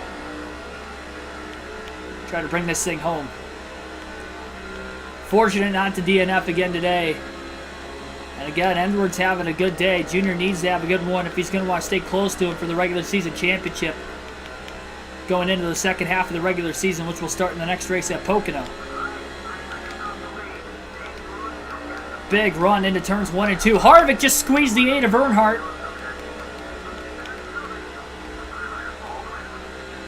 Junior was definitely there. That was another position. I don't think there's any more lap cars in front of the 8. Up ahead, I'd have to imagine.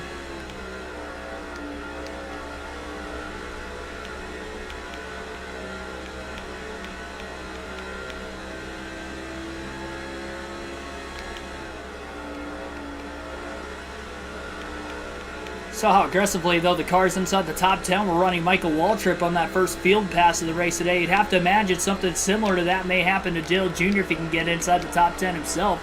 And you just saw it from Kevin Harvick. Gets the car on the outside out of shape, obviously, but it also makes the car on the inside a little upset in the handling.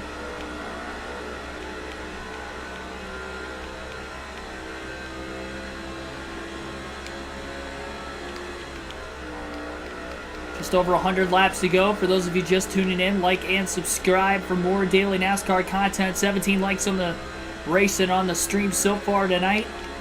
It's been a wreck fest at Dover. 13 cautions. We're one away from having more than any other race in NASCAR 06 in history on the channel. In just over a month, we've Been doing a playthrough of this game. Unfortunately, we still have over 100 laps to go. Really, really lengthened the pace of this race out and slowed it down quite considerably.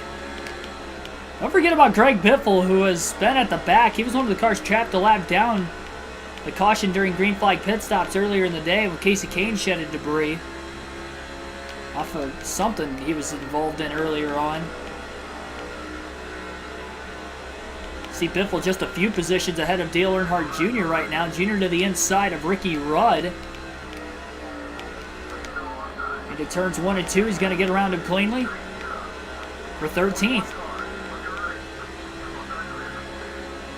I think Rudd might have gotten a piece of the wall off turn 2 as well. Tony Stewart's in the lead for the first time today. He took it away a couple laps ago from Jimmy Johnson.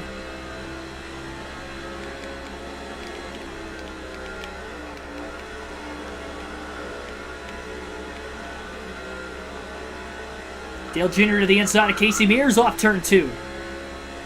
Side draft him on the back straightaway. Into turn 3. Contact! Into the wall! Another wreck for Dale Jr.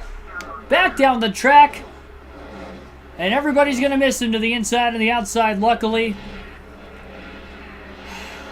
Caution is out again for the 14th time today at Dover. And again, Dale Jr. is involved in something. Is that like the 6th time today he's been involved in an accident? He's going to have to pit, but he can't pit for fuel or tires. Not quite within the fuel window yet for the rest of the field, so everybody else will stay out as well. But Junior's going to have to go to the tail end of the lead lap again.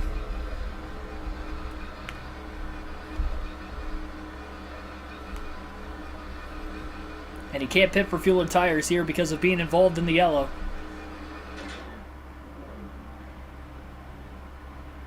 So still one pit stop left to the end of the race.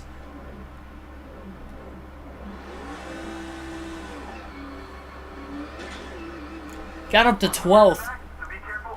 I didn't think it was possible to even get that high in the running order with the damage to the car. Now he has even more damage again, but still in the race. Everybody else was able to miss him. Flag back in the air. A couple cars in front of him going to spin the tires on the restart. And there they go, down towards turn 1.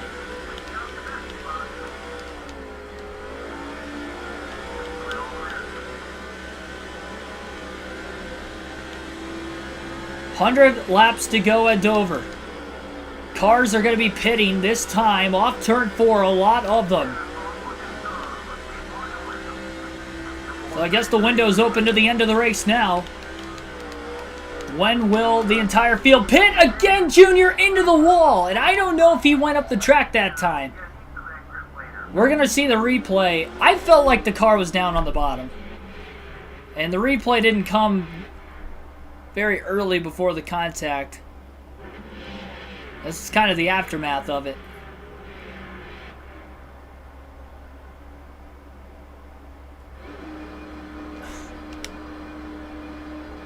I felt like it felt like I had contact going into the corner. Because I could feel a vibration before I even tried to turn off into the corner. And again, Junior can't pit for fuel or tires being involved in the incident. And we know everybody can make it to the end now. Those cars that were on pit road with the caution wave, because the field had not cycled back around, I think those are going to be the drivers that are going to cycle back to the lead. So I don't think any of them went a lap down. And that would be caution number 15 today.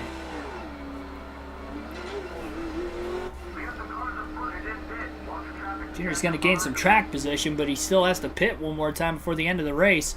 And Mark Martin will be the leader on the restart. Dale Jr. is up to 6th. Green flag back in the air.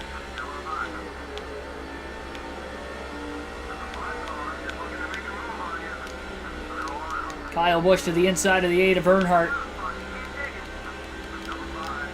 Guess Busch is a rival of Dale Jr. That might have been from very early in the race.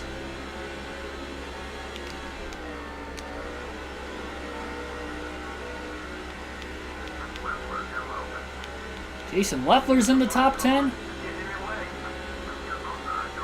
So I've had a really good pit stop.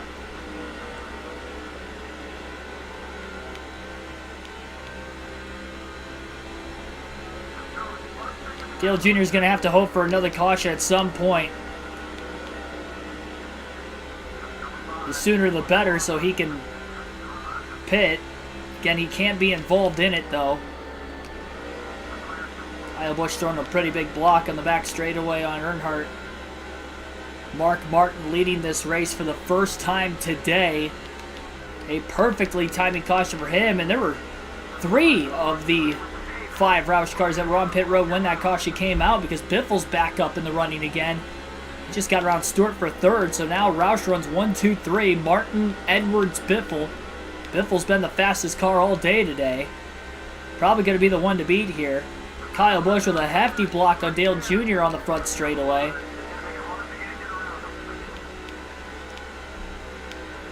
With him being a rival, it's definitely not going to be easy even if Dale Jr. could get alongside the 5. Rather yet, he's on older tires. Good luck even doing that regardless. Jimmy Johnson to the inside of Edwards. Biffle up to 2nd, right behind his teammate Martin. Contact into turn 1. Jimmy Johnson got into the left rear corner panel of Greg Biffle. Well, bump and run, an aggressive move by Johnson. Edwards now to the inside of the Biff going into 3 and 4. I told you guys, the field is racing really aggressively today. Earnhardt underneath of Kyle Busch into turns 1 and 2. Trying to pass him clean. Busch does not take a swing at Dale Jr. Jr. gonna get around him with a clean pass. But now, is Busch going to try to turn Dale Jr. is the next question. And Jr. drives to the inside of Stewart now for 5th.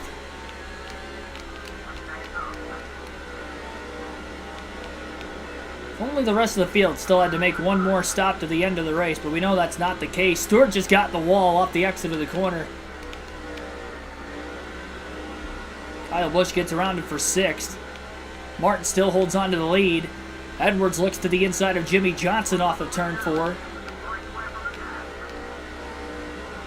Jr. closed in big time on Biffle in front of him.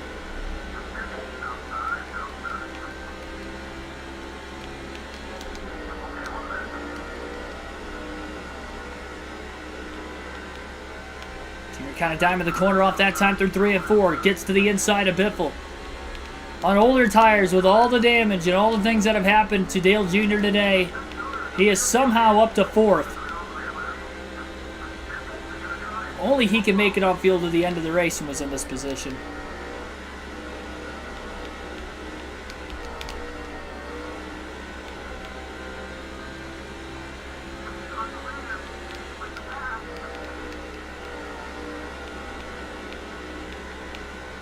We've had some yellows that Dale Jr. was not involved in today. Or Michael Waltrip for that matter when we were driving as him. So there is the capability that we could see some yellows. I think we've had 4 of them that Jr. had not been involved in any way, shape, or form today. Or Waltrip. Out of the 15. Jimmy Johnson to the lead through turns 1 and 2. He's going to clear Mark Martin off the exit of the corner. Edwards with a block on Earnhardt on the back straightaway. Almost gets underneath his teammate Martin, but not quite. Junior diamonds the corner on through 3 and 4. Gets underneath Edwards off of turn 4 on the front straightaway. We'll look to try and pass him into turns 1 and 2. Edwards looked to have gotten tight.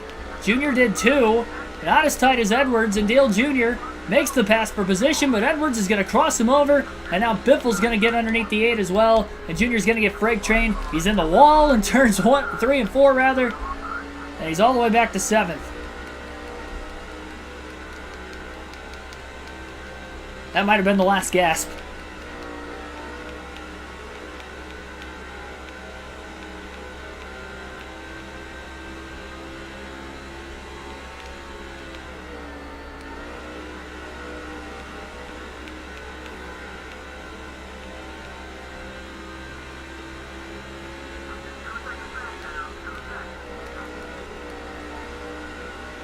Junior will go a lap down when he pits under green flag. Another reason why he will need another caution.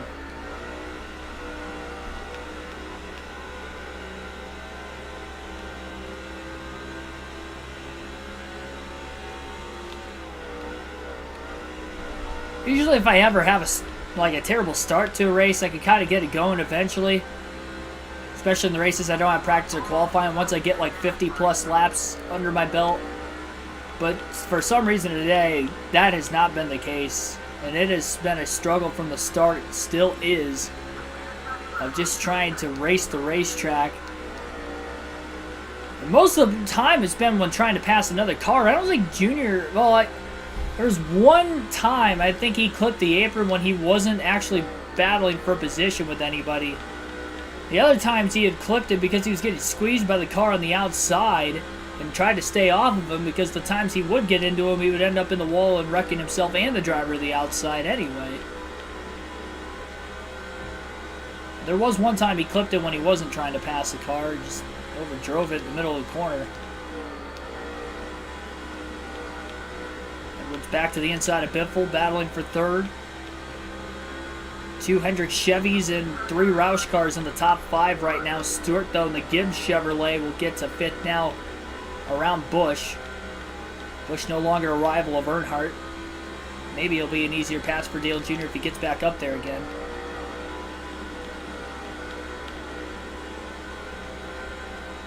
We know Dale Jr. is probably about 10 or less laps away from having to make a green flag stop. He's got less than an eighth of the tank of fuel left.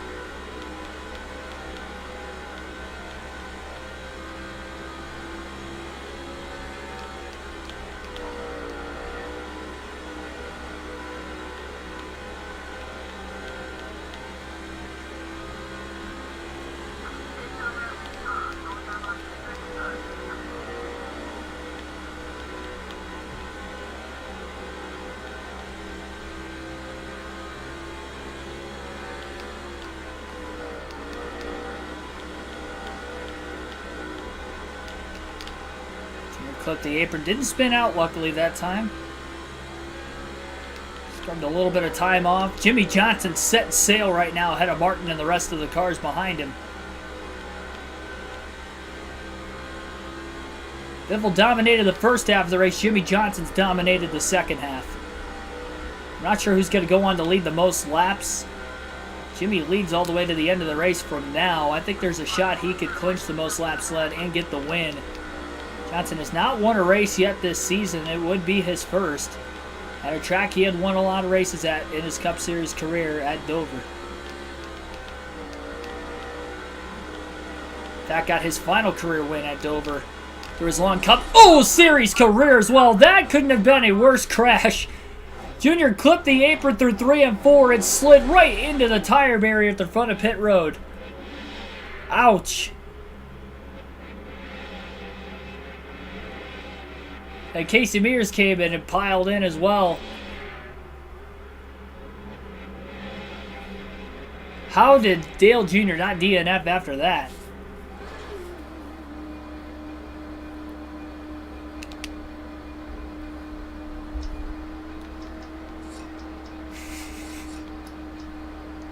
Caution number 16.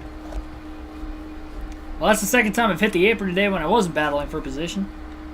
That was embarrassing. This whole race has been embarrassing for myself. This race has made... This has to be the worst race I think I have driven myself ever on the channel. We went from like a 160 mile an hour slide to 0 on that impact, by the way. I was surprised I didn't DNF us.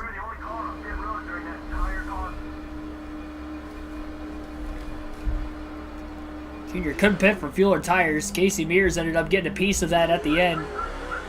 Green flag back in the air. Junior's going to have to pit within a couple laps after the restart.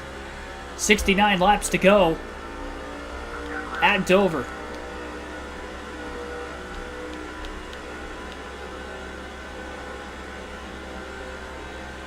When will Dale Earnhardt Jr. pit?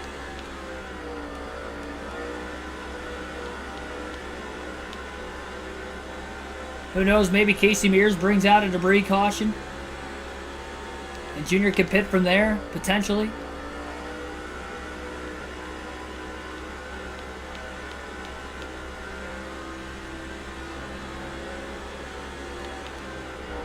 Junior wouldn't be the only car a lap down either.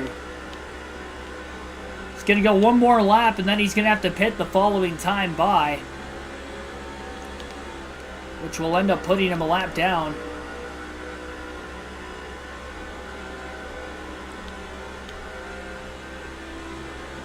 May go one more.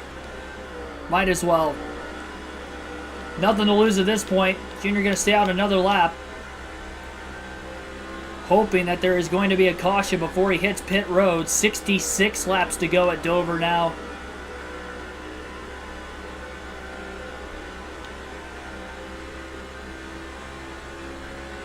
I don't know if he can make it another lap on fuel. He's going to pit this time. 4 tires and fuel for Dale Jr. And he is on pit road.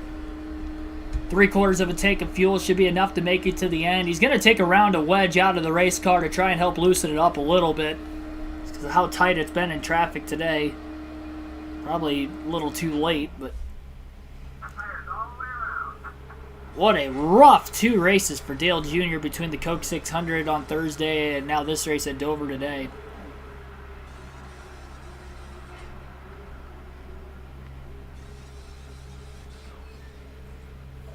He won't have to pit again the rest of the race. Obviously, he's going to go 1 lap down. Probably 2 with being at the back of the pack in a 1-mile track. Maybe not. It's going to be close.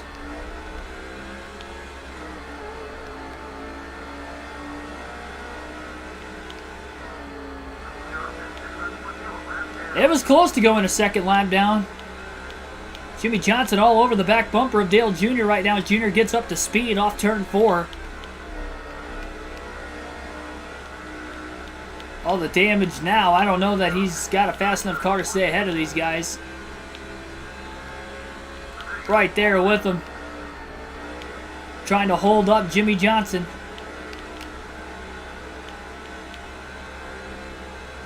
It's going to make things interesting at the front of the field.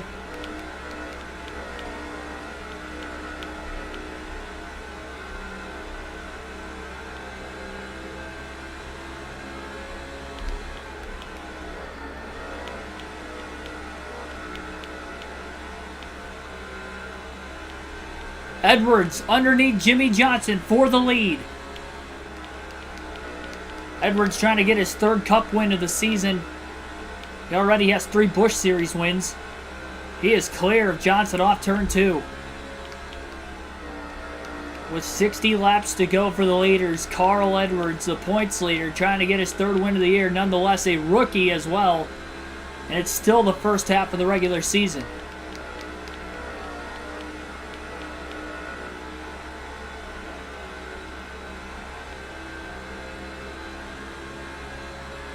Stay out, could have done to 400. No, I wouldn't have made it. I was about to run out of fuel any lap. Definitely would have ran out by now. We still haven't seen a caution, so tried. I just kept bringing out the yellow myself. Blue flag waving. And clean air is allowing Dale Jr. to at least have better drivability in his race car. One of the few times he's had it today, and especially with being back in traffic the entire race.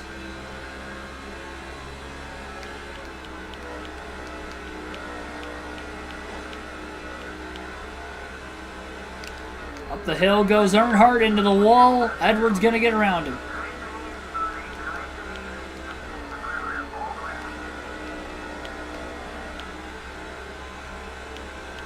Stewart to the inside of Johnson for 2nd off of turn 4. Carl Edwards trying to set sail.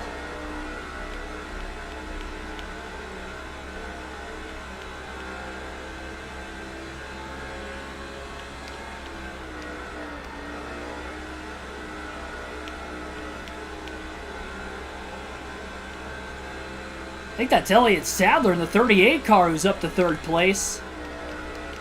That'd be interesting if he goes to victory lane today.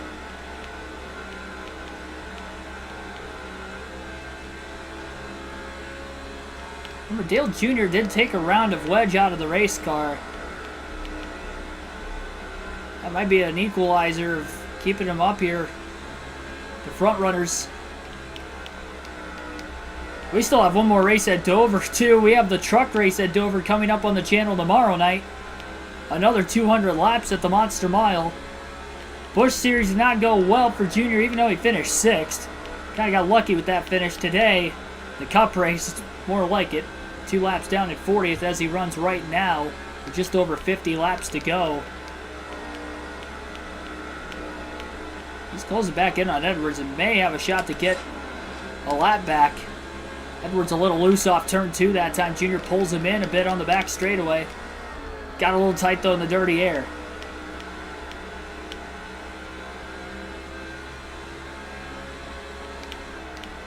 If Dale Jr. gets to the inside of Carl Edwards, obviously Junior wants to pass him cleanly, but that could open the door for Edwards to potentially lose the lead to Stewart on back as well. With Edwards being the points leader, Junior's not going to make this easy for him. Tony Stewart in second, third in points coming in. You wonder how far back Junior could be following this race today from the points lead. He wants a shot to win the regular season title. Just 13 races to go in the regular season after this. Want the best spot possible when the chase begins for seeding purposes. Don't want to be towards the bottom and have to pull a Tony Stewart 2011-like season out to try and win it. He had to win 5 of 10 races just to win in a tiebreaker, Edwards, that season. You don't want to be around the cutoff line just to get in because your shots of winning the championship are slim to none as it is. As you go on a historic stretch of races at the end of the season.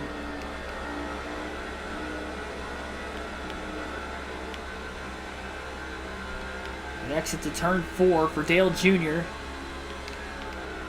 Trying to find a way around the 99 of Edwards. I'm surprised Junior's keeping up with these guys again with all the spins he's been involved in. He's driving this car hard, trying to get a lap back, just in case caution comes out and he has a shot to get around more cars on a restart. He's the only car 2 laps down right now. 48 laps to go, though, for race leader Carl Edwards, who overdrove 1 and 2 just a bit, and Dale Jr. in the middle of the corner closes in again on Edwards. To start in the middle of the upper groove this time. Through turns 3 and 4. Cut down to the bottom off the exit. Edwards with another block. Junior again going to try that middle to upper groove into turns 1 and 2. Up the hill he goes. Stewart may get around him. Tony to the inside of the 8.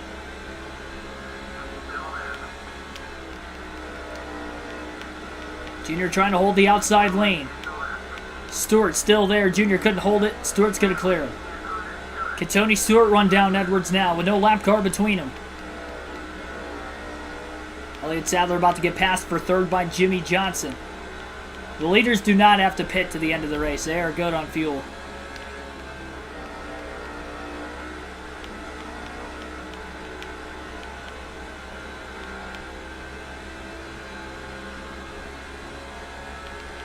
Sadler looks pretty low off turn 4, maybe trying to find a way to get back around Jimmy Johnson again.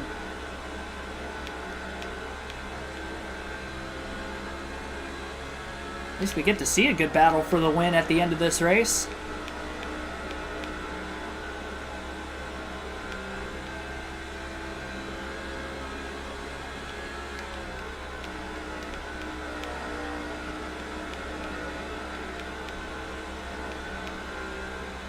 I'll tell you what, though, after this race today, I deserve to finish 40th. I'd be more upset with it under other circumstances, but I deserve to finish 40th in this race. The sloppy driving from Dale Jr. Whether he had gotten crowded or not, he was still the one making mistakes.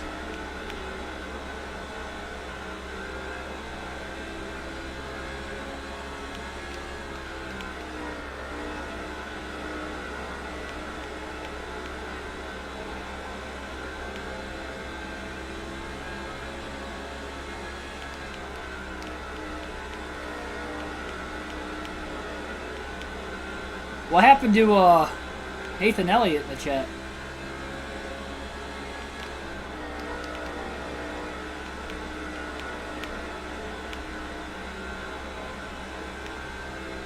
Junior's closed right back in on the top two again.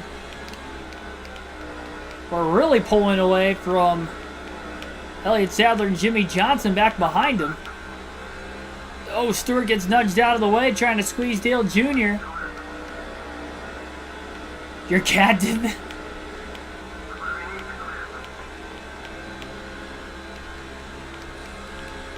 Artella Antoine, welcome to the stream.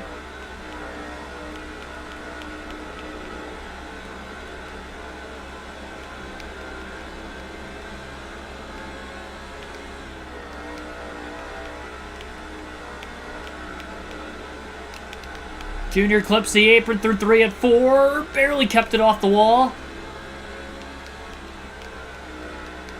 Trying to get a lap back on Carl Edwards. He's been trying for some time now.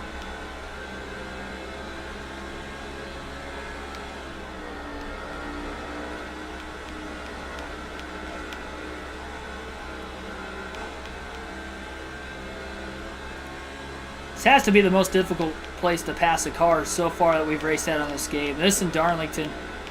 I'd say this might be even tougher than Darlington.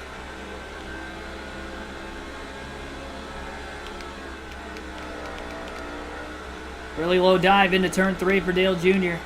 It's definitely not tight anymore with the setup change.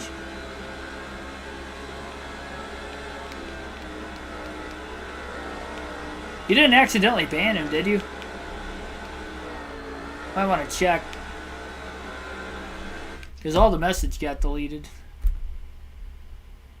No, he's not hidden.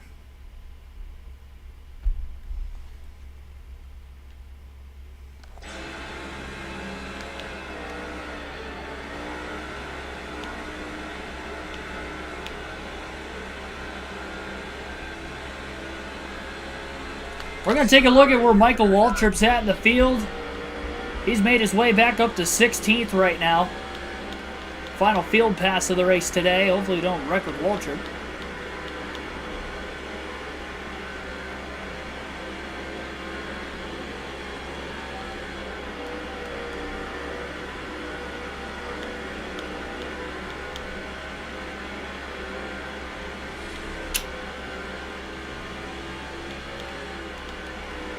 Waltrip just scraped the fence.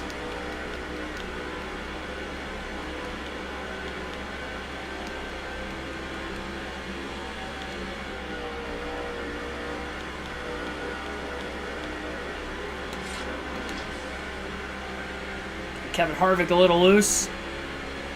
Off turn 4, Waltrip underneath him into 1 and 2. Will make the pass to move inside the top 15 again.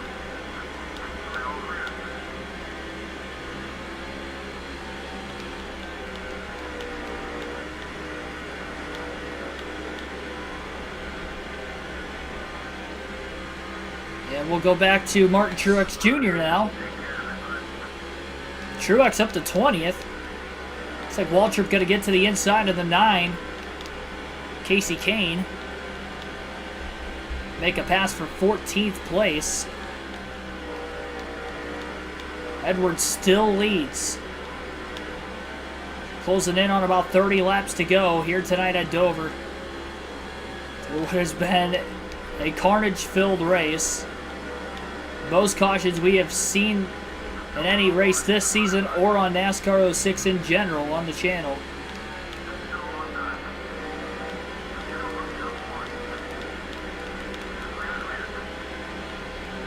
Truex just made a pass on Joe Nemechek for 19th. That was actually Mayfield that Michael Waltrip passed a little bit ago, because that was Casey Kane that Truex just passed through turns 1 and 2.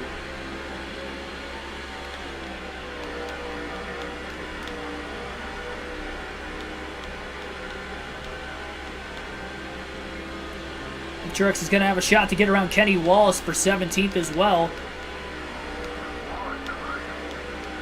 He was there, and Wallace tried to squeeze him. There's also contact up ahead as well between Mayfield and Harvick.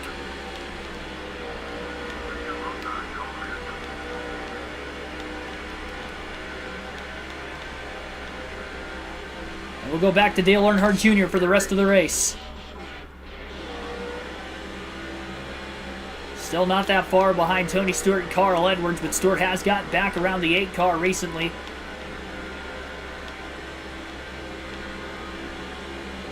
.28 laps to go at Dover for Edwards. Can he hold on to win his 3rd race of the year and extend the points lead out over Stewart and Dale Jr., who were 2nd and 3rd in the standings coming in?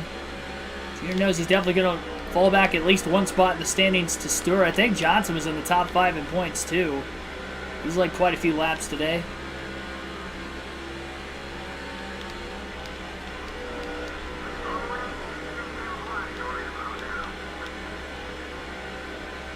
Hard to tell if Stewart's closing in on the 99 car or not.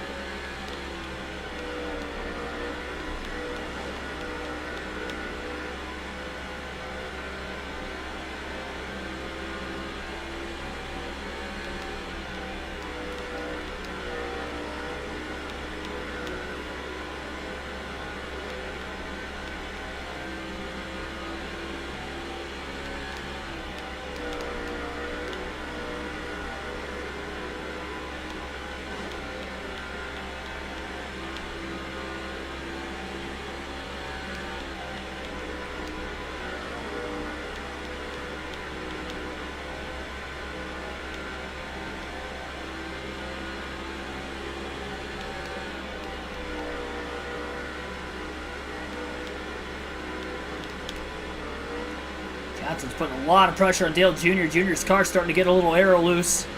Jimmy wants a shot at the top 2 for the win. Needs to get around Dale Jr. if he's going to want a shot to catch those 2 cars ahead of him. Tony Stewart, Carl Edwards get the race, and that could allow both the 8 and the 48 to close in. Obviously, Junior's not going to have a shot to win the race. No other DER cars up here that Junior can try to help either. Stewart got a little tight in turns 1 and 2. Went up the track a bit. He's right in line behind Edwards. These guys are definitely riding around on pretty old tires right now. At this point in the run, Edwards almost got the wall off turn 4. So did Dale Jr. Jr. hangs on, though, in front of Johnson down into 1 and 2. Stewart was not able to make the pass. Goes a bit wide off the exit of the corner as Edwards will get him back to the throttle.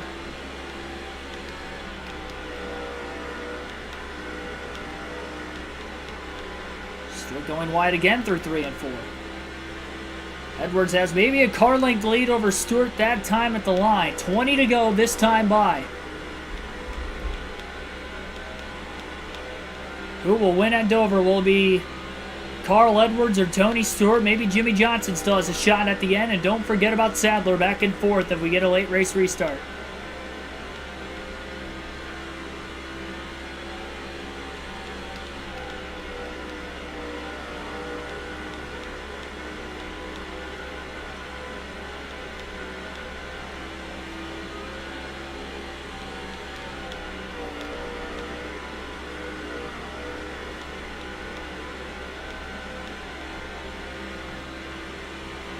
They may catch lap traffic before the end of the race, too. I didn't even think about that.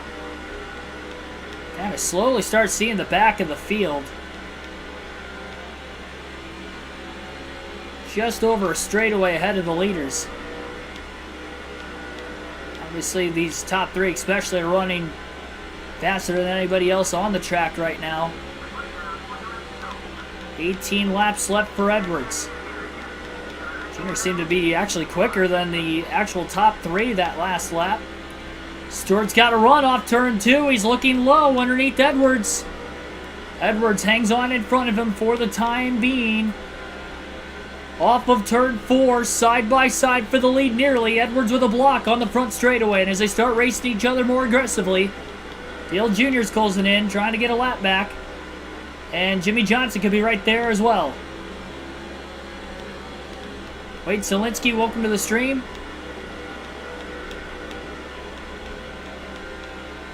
Junior to the inside of Stewart. Stewart with a run on the front straightaway. But with Dale Jr. underneath him, Jr. should get around him through 1 and 2. And he's all clear. Stewart not going to be able to get the crossover into 3 and 4 either. Jr. trying to get back on the, well, not the lead lap, but get one of his 2 laps back. Edwards with a block on the front straightaway right now. Junior on a little bit fresher tires than these guys.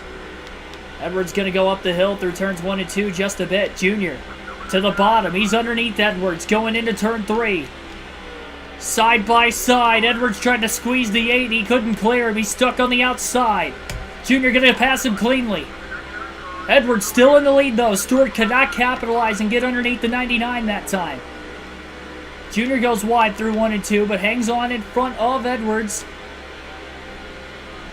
And now Edwards has to deal with dirty air.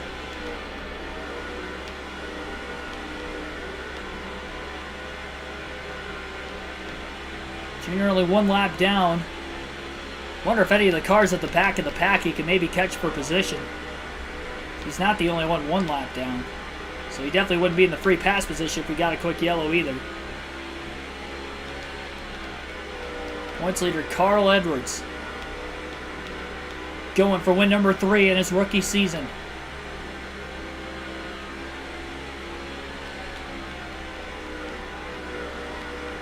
Over a future championship rival, Tony Stewart, later in their careers.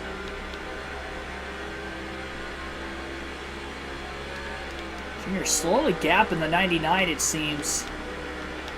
Edwards still going to be dealing with the dirty air unless Junior can get way out in front of him on these closing laps.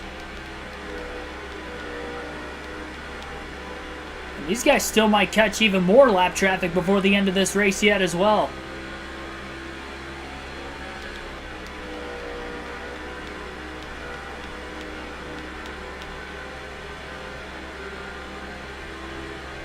A lot of 2x2 traffic up ahead as well. 10 laps to go at the line that time for Edwards. He's got about a 2-car length lead over Tony Stewart. You can't forgive him.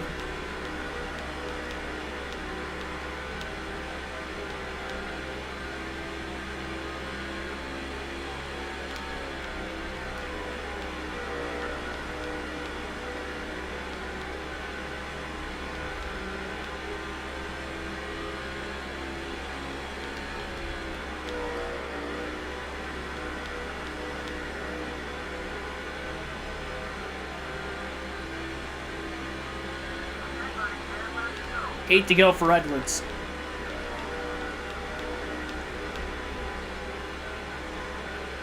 I don't know if they're going to catch this heavy line of lap traffic, but if they do, it's going to be even harder for Edwards to win this race. They're pulling away from Jimmy Johnson, slowly but surely. I think Junior's going to catch those cars, but he is slowly getting away from Edwards and Stewart. Probably going to catch on an extra lap or two just for Edwards and Stewart to catch Boris said in the back of this tail end of traffic as well. I believe this is going to be the longest green flag run to the end of the race as well if it stays green to the finish of nearly 80 laps.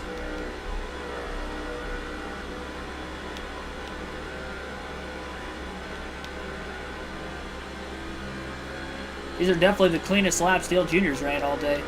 It only took over 300 laps before I could start running this racetrack perfectly.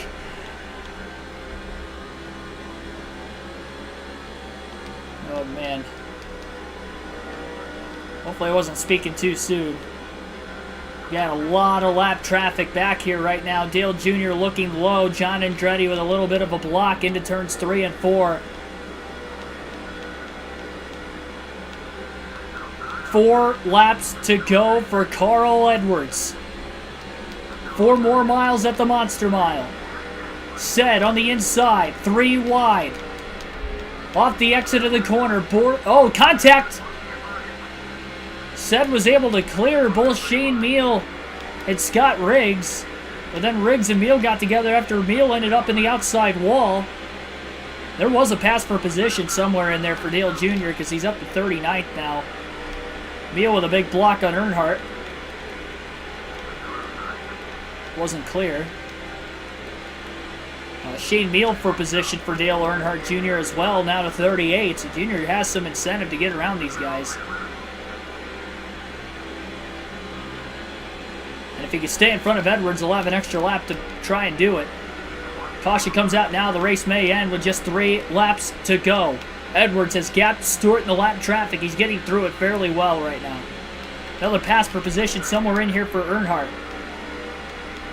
Riggs and Said will both be for position. 2 laps to go. Edwards held up behind Earnhardt. Now white flag in the air. 1 lap to go. Excuse me.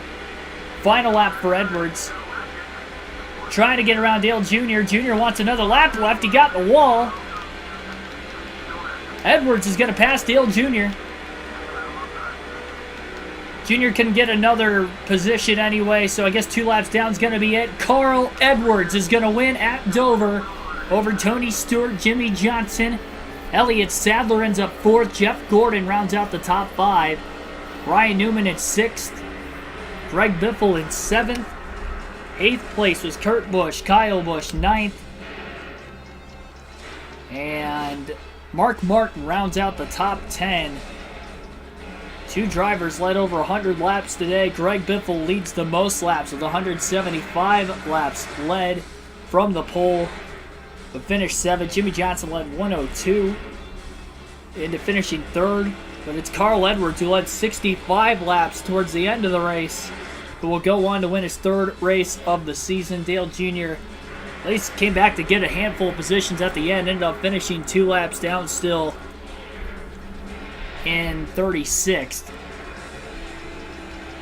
Michael Waltrip, Martin Truex Jr. Waltrip got back up to 12th after wrecking twice earlier, so good comeback for him. And then Truex ended up finishing 21st, but on the lead lap.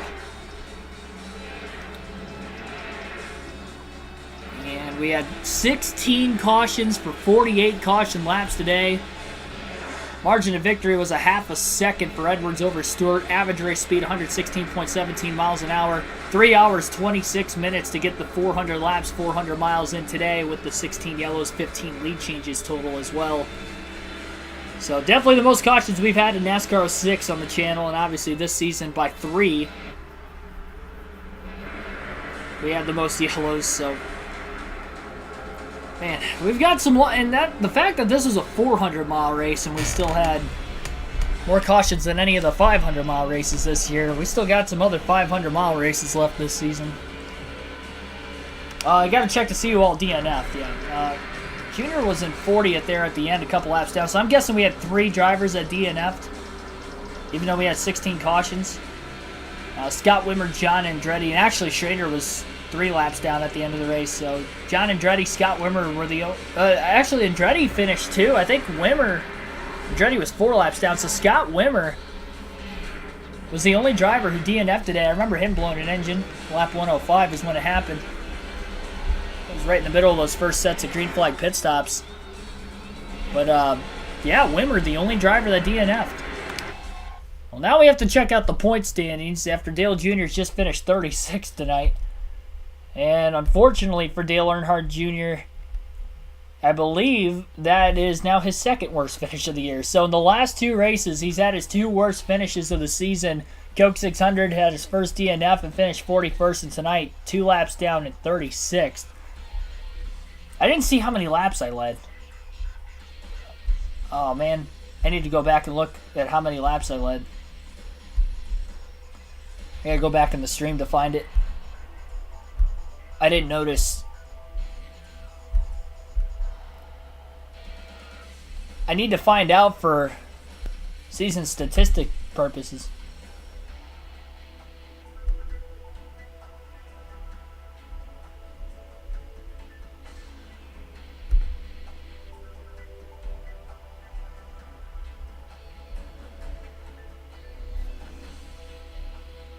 Involved in too many wrecks tonight, yes. Far too many. I don't want to be involved in 1. And I think I caused like 7 of them. And then I caused 2 racing as Michael Waltrip as well. It was an ugly night. I'll show the point standings to you guys while I'm trying to figure out how many laps I led. The next race is the Pocono 250. It will be the 4th and final 50% race of the season at Pocono in the next race. So there will be 2 Pocono races on the season. The second one will be 500 miles. The next one will be 250 miles. That's not going to be till next week on the channel. We have a few truck races to get in this week and some bush races as well to get caught up on the season there. So tomorrow night's race will be the truck series at Dover. 200 laps, 200 miles there, same length as the bush race. And I finished 6th in the bush race length. Tonight the Cup series obviously not that good.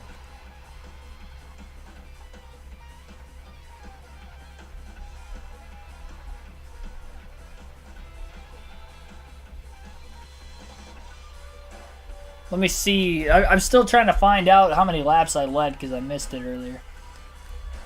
8. I led 8 laps with Dale Jr. tonight.